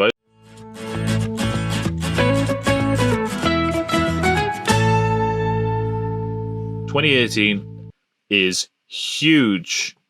We have, for example, Mission Impossible Fallout, Avengers Infinity War, Jurassic World, Fallen Kingdom, Deadpool 2, and The Incredibles Part 2, which are all big hits. But the question is, which is the biggest? Well, let's have a look. When it comes to the box office, there's no question about it. Infinity War is number 1. $2 billion, which was a massive deal at the time. It's still a massive deal. Something that its sequel would also get. But, I mean, it was a huge, huge film. This also becomes the MCU becomes the first franchise to have $5 billion movies, which is just crazy. So, box office, as we said, Infinity War rules the roost. Jurassic World Fallen Kingdom, 1.3 billion. Smaller than its predecessor, but still a big gross. Incredibles 2, 1.2 billion. Massive hit there. Mission Impossible 6, 791 million. And just behind it, less than 10 million, just about 6 million, if even less. Deadpool 2 coming in at number 5. First Deadpool came out in February, so it wasn't in consideration. Deadpool 2 really has a lot to answer for here. So, as we called them out there, box office number 1, Infinity War, number 2, Jurassic World, number 3, Incredibles, number 4, Mission Impossible, and Deadpool number 5. When it comes to cost, again, there's no question here. Infinity War, 316 million budget.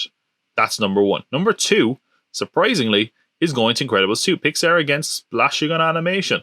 200 million budget. That puts it at number 2. Number 3 is going to Mission Impossible 6. That's right. Apparently Tom Cruise and spies are more expensive than dinosaurs. 178 million budget. Jurassic World Fallen Kingdom coming in at number 4 with a budget of 170 million. And at the very bottom, Deadpool 2. Deadpool 2 getting a tough go of it here because of its box office gross and its cost. Tough group, man. Originality. We have the third sequel here to Avengers. No, second sequel. Yeah, second sequel to Avengers with Infinity War. Again, is this just a sequel to the rest of the MCU? You could certainly probably argue that. Jurassic World Fallen Kingdom. It's the fourth sequel. Or it's a sequel to the reboot, but the reboot also takes place in the regular continuity. Jeff Goldblum's in this. I'm calling it a fourth sequel. Incredibles 2, sequel to an original idea. Mission Impossible 6, fifth sequel, and it's based on a TV series. Deadpool 2 is a sequel based on the comic. Number 1 has to go to Incredibles 2. It's a sequel of an original idea. Number 2 is going to go to Deadpool. This is just the first sequel. Everything else is beyond that. Based on a comic, but everything else is also based on something here. So Deadpool 2 gets number 2. Number 3 is going to go to... Yeah, it's going to go to Infinity War. It's the second sequel, and it is based on a comic, but Mission Impossible is based on a TV show. Jurassic World is based on a book. Jurassic World is on its fourth sequel. Mission Impossible is on its fifth sequel. They're way further along in their franchise. Because of that, originality, number 3 is going to be Avengers. Number 4 is going to be Jurassic World, and number 5 is based on Mission Impossible. Mission Impossible is very far along its life cycle. That's going to hurt it. Even if it is, doing incredibly well at the absolute peak of its franchise right now. Okay, critical acclaim and cultural impact. I mean, there's no argument here. Massive cultural impact of Infinity War. It's the proper introduction of Thanos. The cliffhanger of the snap affected many Marvel properties going forward and inspired many memes and jokes. Everyone was talking about the snap. No one expected it to happen. It was just huge. Even people that didn't necessarily like the Avengers films were like, whoa, what? Crazy. Massive thing, without a doubt. It won an Oscar, it became a box office behemoth, and the Rotten Tomatoes score, 85, which is really high for critics anyway, 91 from audience, which is, it's rare that a score that high can be higher, again, from the audience, but there you go. Jurassic World Fallen Kingdom, on the other hand, has the opposite problem. It's generally disregarded, but some regard as proof that the series has run out of ideas. While it hit at the box office, it has had very little cultural significance or impact. Like, a lot of people kind of talked about the last Jurassic World, just Jurassic World, the reboot, and there are a few things that people talk about. No one really talks about this movie anymore. And it only came out in 2018, so that's not a good sign. Again, very close critics and audience here, 47 and 48, with the audience one being slightly better. Incredibles 2, a sequel many clamoured for, that was reasonably well received, but certainly not to an earth-shattering degree. Generally seen as a retread, that was seen as another case of Pixar making a sequel when they didn't have the idea to make it worthwhile. Yeah, that sounds harsh, but for a long time we were hearing, we're not going to make a sequel unless we've got a great idea. And then they basically made the same film but reversed the roles, Massive hit again, but I don't really remember. I don't think anyone else necessarily remembers. I think people remember the last Incredibles, or the first Incredibles, more than the second one, to be honest. Rotten Tomatoes score 93, critics or audience score of 84. Yeah, not great. Now, Mission Impossible 6 is a fascinating one because it's a film whose cultural legacy may actually be attributed more to another film. This is the film that infamously had Henry Cavill with a mustache, and when the disastrous Justice League needed reshoots, they were forced to digitally remove the mustache at great cost and with disastrous results. So, the kind of a lot of the cultural impact of this film is that Henry Cavill has a mustache. This is why, which is so strange, and especially as we get into the Snyder Cut, it's kind of proving more and more to be a talking point. It also kind of briefly went viral with a clip of Henry Cavill seemingly reloading his arms, which it's ludicrous, but it was also fucking awesome. Where he just kind of went like, "Yeah, it was awesome," but stupid, but memorable, and it has a cultural impact. So it's often seen as the best of the franchise and has the best box office of the series to prove it. 97 from critics and 87 from audiences. That's pretty damn good. Deadpool 2 is tough because Deadpool was a massive cultural milestone. Maybe that was because it was more in isolation in February. Deadpool 2 was less significant, possibly because the first film was a surprise, and as we said, had less competition. Deadpool may have been overshadowed by Infinity War as well, that came out that summer. Still, the film was a critical success and commercially successful. There are some unfortunate parts of his legacy, such as the questionable treatment of Marina Baccarin's character. She's fridged, basically, where they kill a character to further the male protagonist's method. It's a shame because it was a talking point at the time. I think it is kind of more prevalent now, more obvious when you watch it. And of course, the tragic death of stuntwoman Joy Harris. These have mostly been forgotten, unfortunately. While the film is still remembered fondly, even though the question of Deadpool's place in the MCU has likely damaged its impact, I think that's something you need to consider.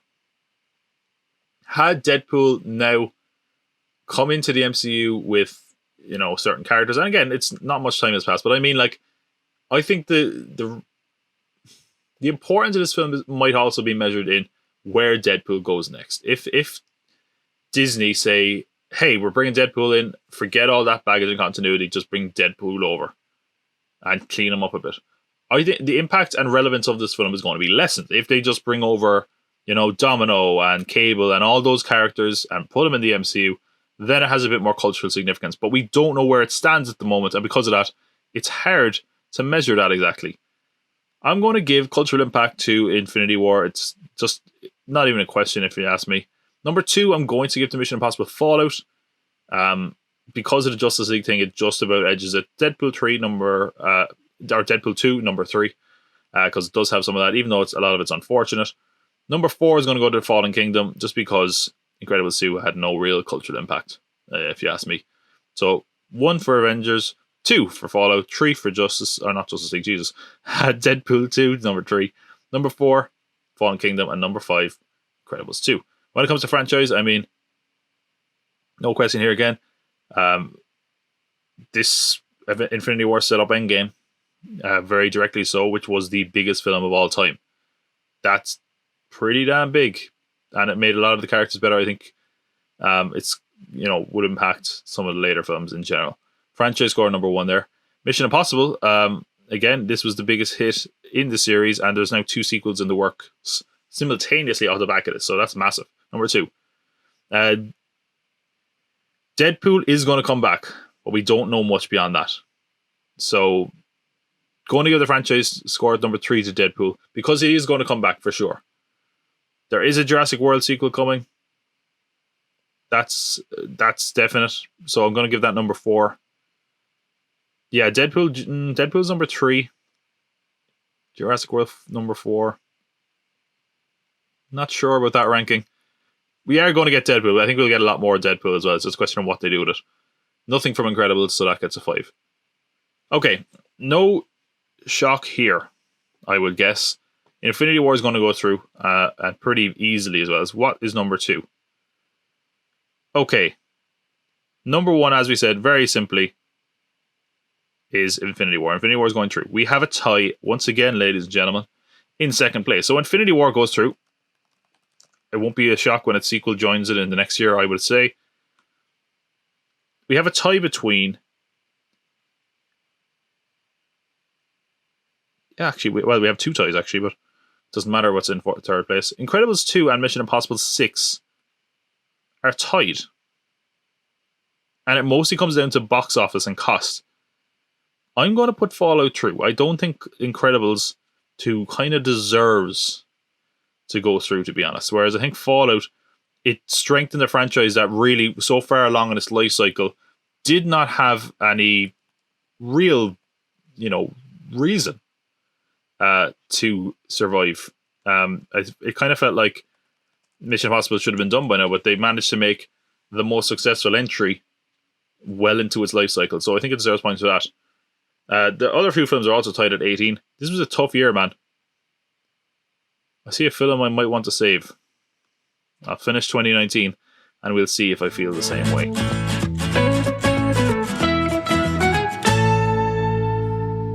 Okay, 2019. Whoa, this is like the year, man. This is like the box office year of all time. Like, it's insane how much money goes around this year. It's just insane. So 2019, we have Avengers Endgame, Aladdin, Spider-Man Far From Home, Toy Story 4, and The Lion King. That's right. 4 of the 5 are Disney. Disney just kill everything in their path this year. No surprise for the box office is Endgame, $2.797 billion. It is the highest grossing film of all time for now, in case Avatar re-releases and squeaks by it once again. I get the feeling they're going to battle for that crown back and forth for a while. Disney in this year become the first studio to surpass 10 billion in a studio year. No surprise. As I said, 4 of these films are theirs. They also had some other hits as well.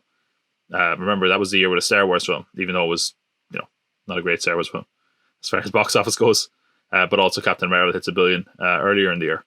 Number 2 is The Lion King, 1.656 billion.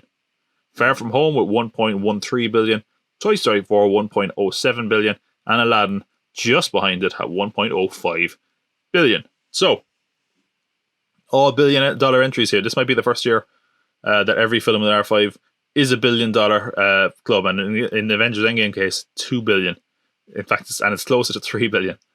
The cost, no surprise that the highest grossing film is one of the most expensive films. Endgame, 356 million, without a question, number 1 for the budget. Number 2 goes to The Lion King, 260 million. Insanely priced for what you're getting. A shit film, in my opinion. Toy Story 4, 200 billion. Again, Pixar's budgets for films generally kind of hit that 200 mark. Certainly justifiable in the case of Toy Story. Aladdin, 183. Again, a high budget film, and Far From Home at the very bottom with 160. So Disney, once again, have the highest grossing films and the most expensive films that year. So, then we come to originality. Endgame is the third sequel. You could possibly say, hey, it's, a tie-in of all the other Marvel films as well. Now, there's another problem here. We have Far From Home, which is the second... Well, no, it's the first sequel, I guess, to the Spider-Man that was relaunched in 2017. Toy Story 4 is a third sequel. Aladdin and The Lion King are both Disney live-action remakes. So, number 1, I'm going to give to...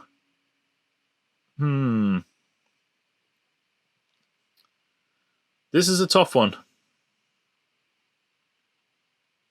Because... Yeah, look, I'm going to give it to Far From Home. I'm actually changing what I wrote down. I'm going to give the originality to Far From Home, and here's my thinking, okay? It is a sequel to Spider-Man, obviously, and of course you can say, oh, it's in the MCU, blah, blah, blah, whatever. Because let's be honest, Spider-Man doesn't interact much with the rest of the MCU at times. Toy Story 4 is a third sequel. It's a third sequel based on an original idea. Far From Home Spider-Man is obviously based on a comic. We've had endless Spider-Man reboots, but I think at least Far From Home is very, very different to a lot of the other Spider-Man films. Even, probably less conventional than a lot of Spider-Man films. So as a result, I'm going to give the edge to that one. I don't know if that feels right, but there you go.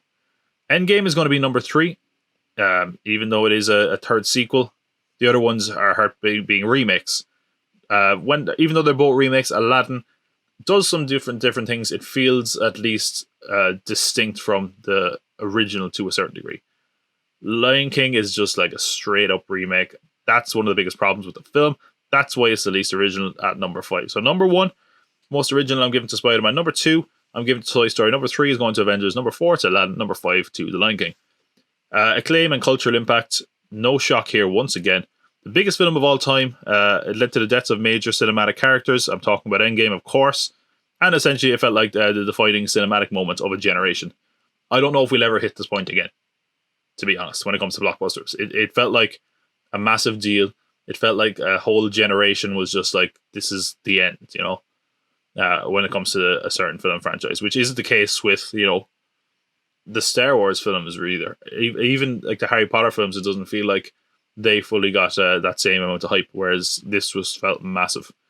I don't know if we'll ever reach sight in the MCU again, to be honest. This was a once-in-a-lifetime film as far as its impact on pop culture. 94 from critics, 90 from audience, 1 Oscar nomination. Number 1, without a doubt. I don't think anything could touch it in this competition in general, to be honest, as far as the cultural impact. When it comes to The Lion King, the cultural impact possibly being the music featuring Beyonce, which again is a big deal. It did quite well, the soundtrack, despite kind of a lukewarm reception. A lot of the impact is probably the question of what makes an animated film, because this is the highest grossing animated film, but there's a lot of debate about what that includes. Is this fully animated? That's kind of the controversy that this spawned. It's generally regarded as a bland movie that lacked any real originality and just soullessly ripped off the original film. That may be its ultimate legacy. 1 Oscar nomination and 2 Golden Globe nominations. 52 from the critics, but 88 from the audience, which is quite high. I might have to give it. I might have to readjust the cultural impact for that, because it is a big deal, even though it's not liked. Far From Home benefited majorly from the post-Endgame hype and dealing with the fallout, along with being the end of Marvel's third phase. The lasting impact will likely be the revelation that everyone now knows Spider-Man's true identity, as evidenced by the post-credit scene. The other thing, at the moment, is that its impact is felt because it's the last MCU film, because we haven't got anything beyond this. So, because of that, you could probably say its impact at the moment is greater as well. Toy Story 4, it was a massive hit that was well received by audiences. The impact of this one may still depend on how things progress. For example, if this is the end of the Toy Story franchise, I think there'll be a bigger impact. Whereas if they're like, hey, Toy Story 5, everybody, yeah, the impact of it feels kind of lessened, which feels more likely there's going to be a sequel to this one than there was to 3 at the time. Something of a double-edged sword, as Pixar have embraced sequels much more in recent memory, and it's hard to question whether this is indeed the end of the line for Sheriff Woody. That aside, the farewell scene to the character is likely the most impactful thing about the film, and while it didn't carry the same momentous finale vibes of the previous installment, if this is indeed the end, it will have left some impact. 2 Oscar nominations, 97 from critics, and 94 from audiences, which brings us finally to Aladdin, possibly most discussed in conjunction with the odd choice of Will Smith, and the visual effects being a bit ghastly. The film's legacy may in fact be that it came together better than expected, and was less ugly and more successful than we all expected it to be, and better than it kind of had any right to be. The soundtrack performed reasonably well also, but whether that will have any relevancy in the years to come is also questionable. It might just be that the original songs get remembered a bit better. 57 from critics, but a 94 from audiences, apparently. The audience scores for more recent films especially are not trustworthy. This is tough. I might actually change one of my votes here. Yeah, I'm going to change it. I'm not happy about it. I might actually change it again. Ugh, this is not great. I'm going to regret doing this. So I'm going to have to say that I've brought it up 2 places. The cultural impact of The Lion King. I hate that film, but I think it did have a cultural impact as far as the kind of question and debates surrounding it. I think it's still remembered, not necessarily fondly, but it's talked about and remembered more than some of the other films. I might regret this. This is, if someone's like, if there's any controversial thing, it might be this one. The cultural impact, number 1 is going to Avengers easily. Number 2, I'm going to give to The Lion King. I'm not happy about it. I do think it had a greater impact than Toy Story. Even though it's not a better film, I think Toy Story kind of Not really now. Like again, I think it was hurt by the fact that we don't know if this is the end. Whereas with 3, it felt like an end. So I'm giving it to Toy Story. Number 4, Spider-Man did have an impact. I think that will be lessened in the years to come. But I'm going to give Spider-Man number 4. Number 5 is going to Aladdin. Easy there. Franchise. Number 1, I mean, there's certainly going to be another Avengers in the MCU. It's kind of in the process of rebuilding. You could almost argue that hurts the franchise, actually. Another Spider-Man film is definitely coming, and possibly some interaction with Sony's Spider-Man. So, yeah, I'm actually going to change the score again. This is a controversial. 2019 is a very tricky year, man, because it was so big, and it is so recent. So it's hard to tell. I'm going to give the number 1 franchise score, actually, believe it or not, to Spider-Man. And here's why, okay? Let me explain this before you kill me. Even though the MCU is a massive franchise, I think Endgame to some people feels sort of like the end. And because of that, as much as it was big, I think the franchise now has to rebuild to the point that it sort of unintentionally means that the franchise going forward is going to be weaker. There's obviously going to be big hits, there's obviously going to be great films, but I think because of that, whether or not this furthered the franchise in general, it didn't. It kind of wrapped up the franchise to a certain degree. So because of that, I'm going to get number 2. Whereas Spider-Man, I'm going to put at number 1 because there's definitely a sequel coming. There's a lot of Spider-Man spin-offs in the works. And if any film is going to benefit from the kind of Avengers rub, it is Spider-Man, because they can take that Spider-Man character and put him in films that have nothing to do with the MCU and succeed as a result. So, for example, if he pops up in Morbius or Venom, people are like, oh, it's part of the MCU, this is more exciting. And because of that, it will succeed more. So number 1, I'm giving to Spider-Man. Number 2, I'm giving to Avengers. Number 3, I'm giving to Aladdin, because there was talk of a sequel. It's apparently going to be a Disney Plus series, and there was also talk of possibly a prequel. So there's definitely stuff happening. There is going to be more of that. Toy Story 4, there's kind of series there, kind of what Forky asks a question or something. Not a massively successful series or memorable, and there could be a sequel, we don't know. There's been nothing talked about a Lion King sequel, to my knowledge, or nothing confirmed at least. So because of that, number 1 is Spider-Man, number 2 is Marvel, it's Avengers, number 3 is going to be Aladdin, number 4 is Toy Story 4, and number 5 is going to be Lion King. I am afraid to look at the results. This is actually the one that I'm most nervous about now. Okay. Right. Number 1 is Endgame. That's not really a surprise, okay? The Avengers movies are probably going to have to fight each other at some point. There's like 3 Avengers films in the final 20 right now. Not surprised considering where they kind of landed. We have number 2, Far From Home. Okay, so that will have to fight its way out. It's not the only Spider-Man film that has to fight its way out. We actually, it's ironically enough, Spider-Man 2, Raimi's Spider-Man 2, is also in that group. So Far From Home might have to fight Spider-Man 2. We'll have to see.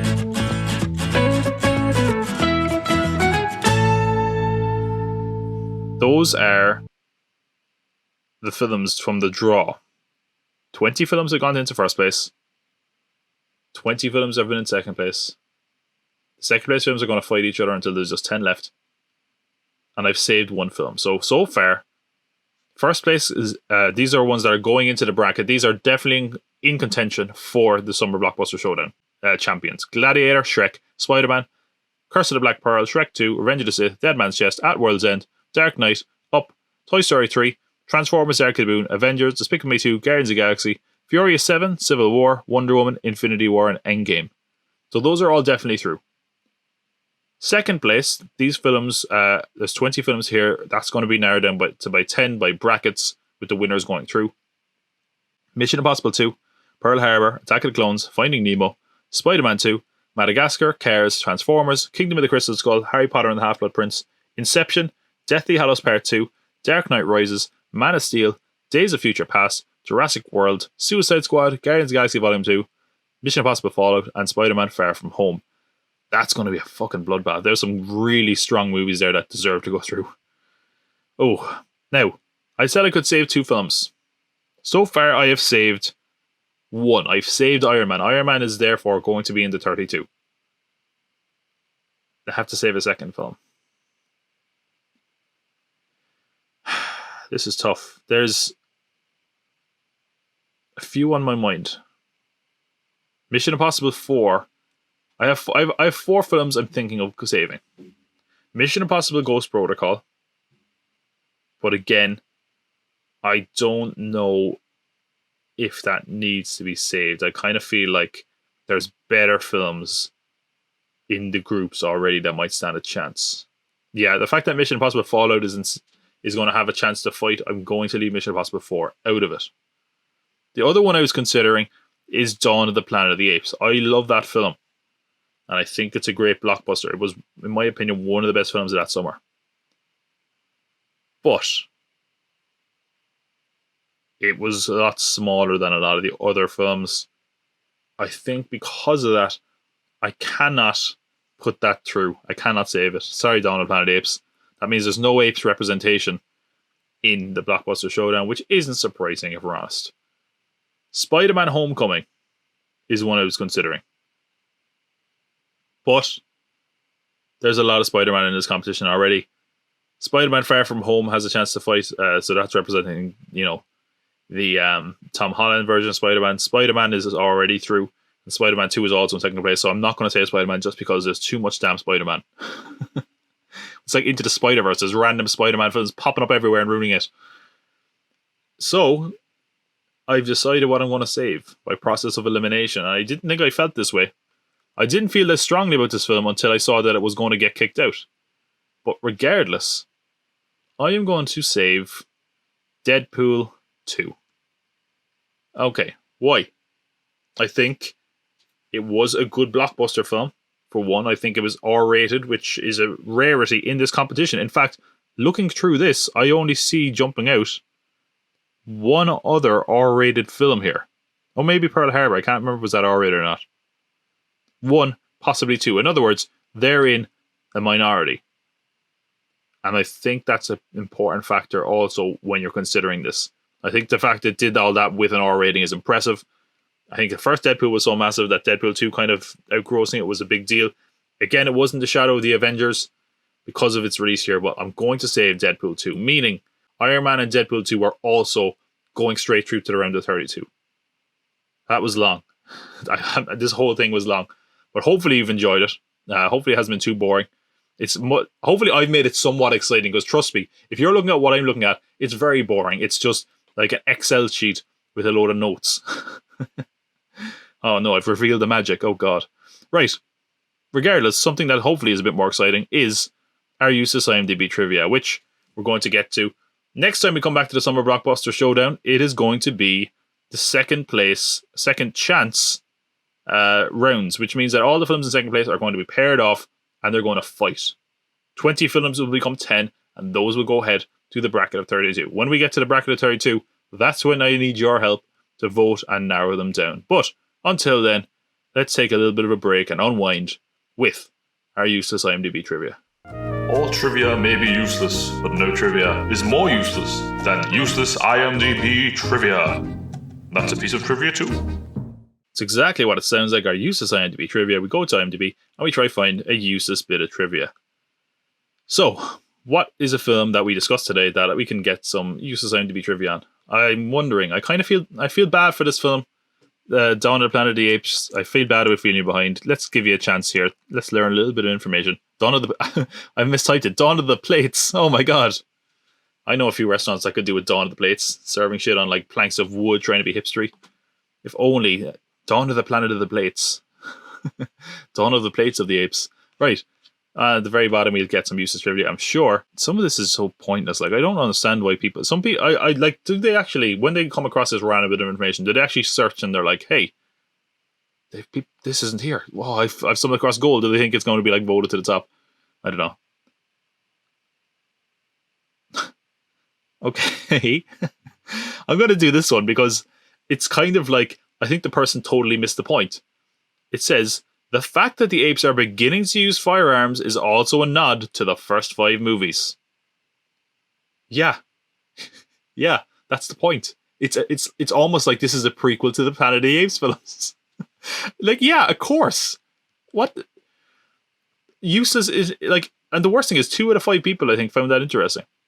It's like, did they not realize it's a prequel? It's like, yeah, of course there's going to be, like, I don't know some people I just don't get. I don't understand why someone was like, I found something pretty useful here. Did you know this is a prequel to the Planet of the Apes films? Yeah. It's called Dawn of the Planet of the Apes. It's pretty clear. Regardless, that is where we're going to leave it for this week. Thank you for listening or watching or whatever you've done. What have you done? Please like, subscribe, leave comments and all that kind of good stuff, of course, or get in touch with the podcast, whatever you'd like. I'm sure I've made some controversial decisions. Let me know what film I should have saved. Let me know what film you're annoyed has been kicked out, or what film you don't think deserves to go through, etc.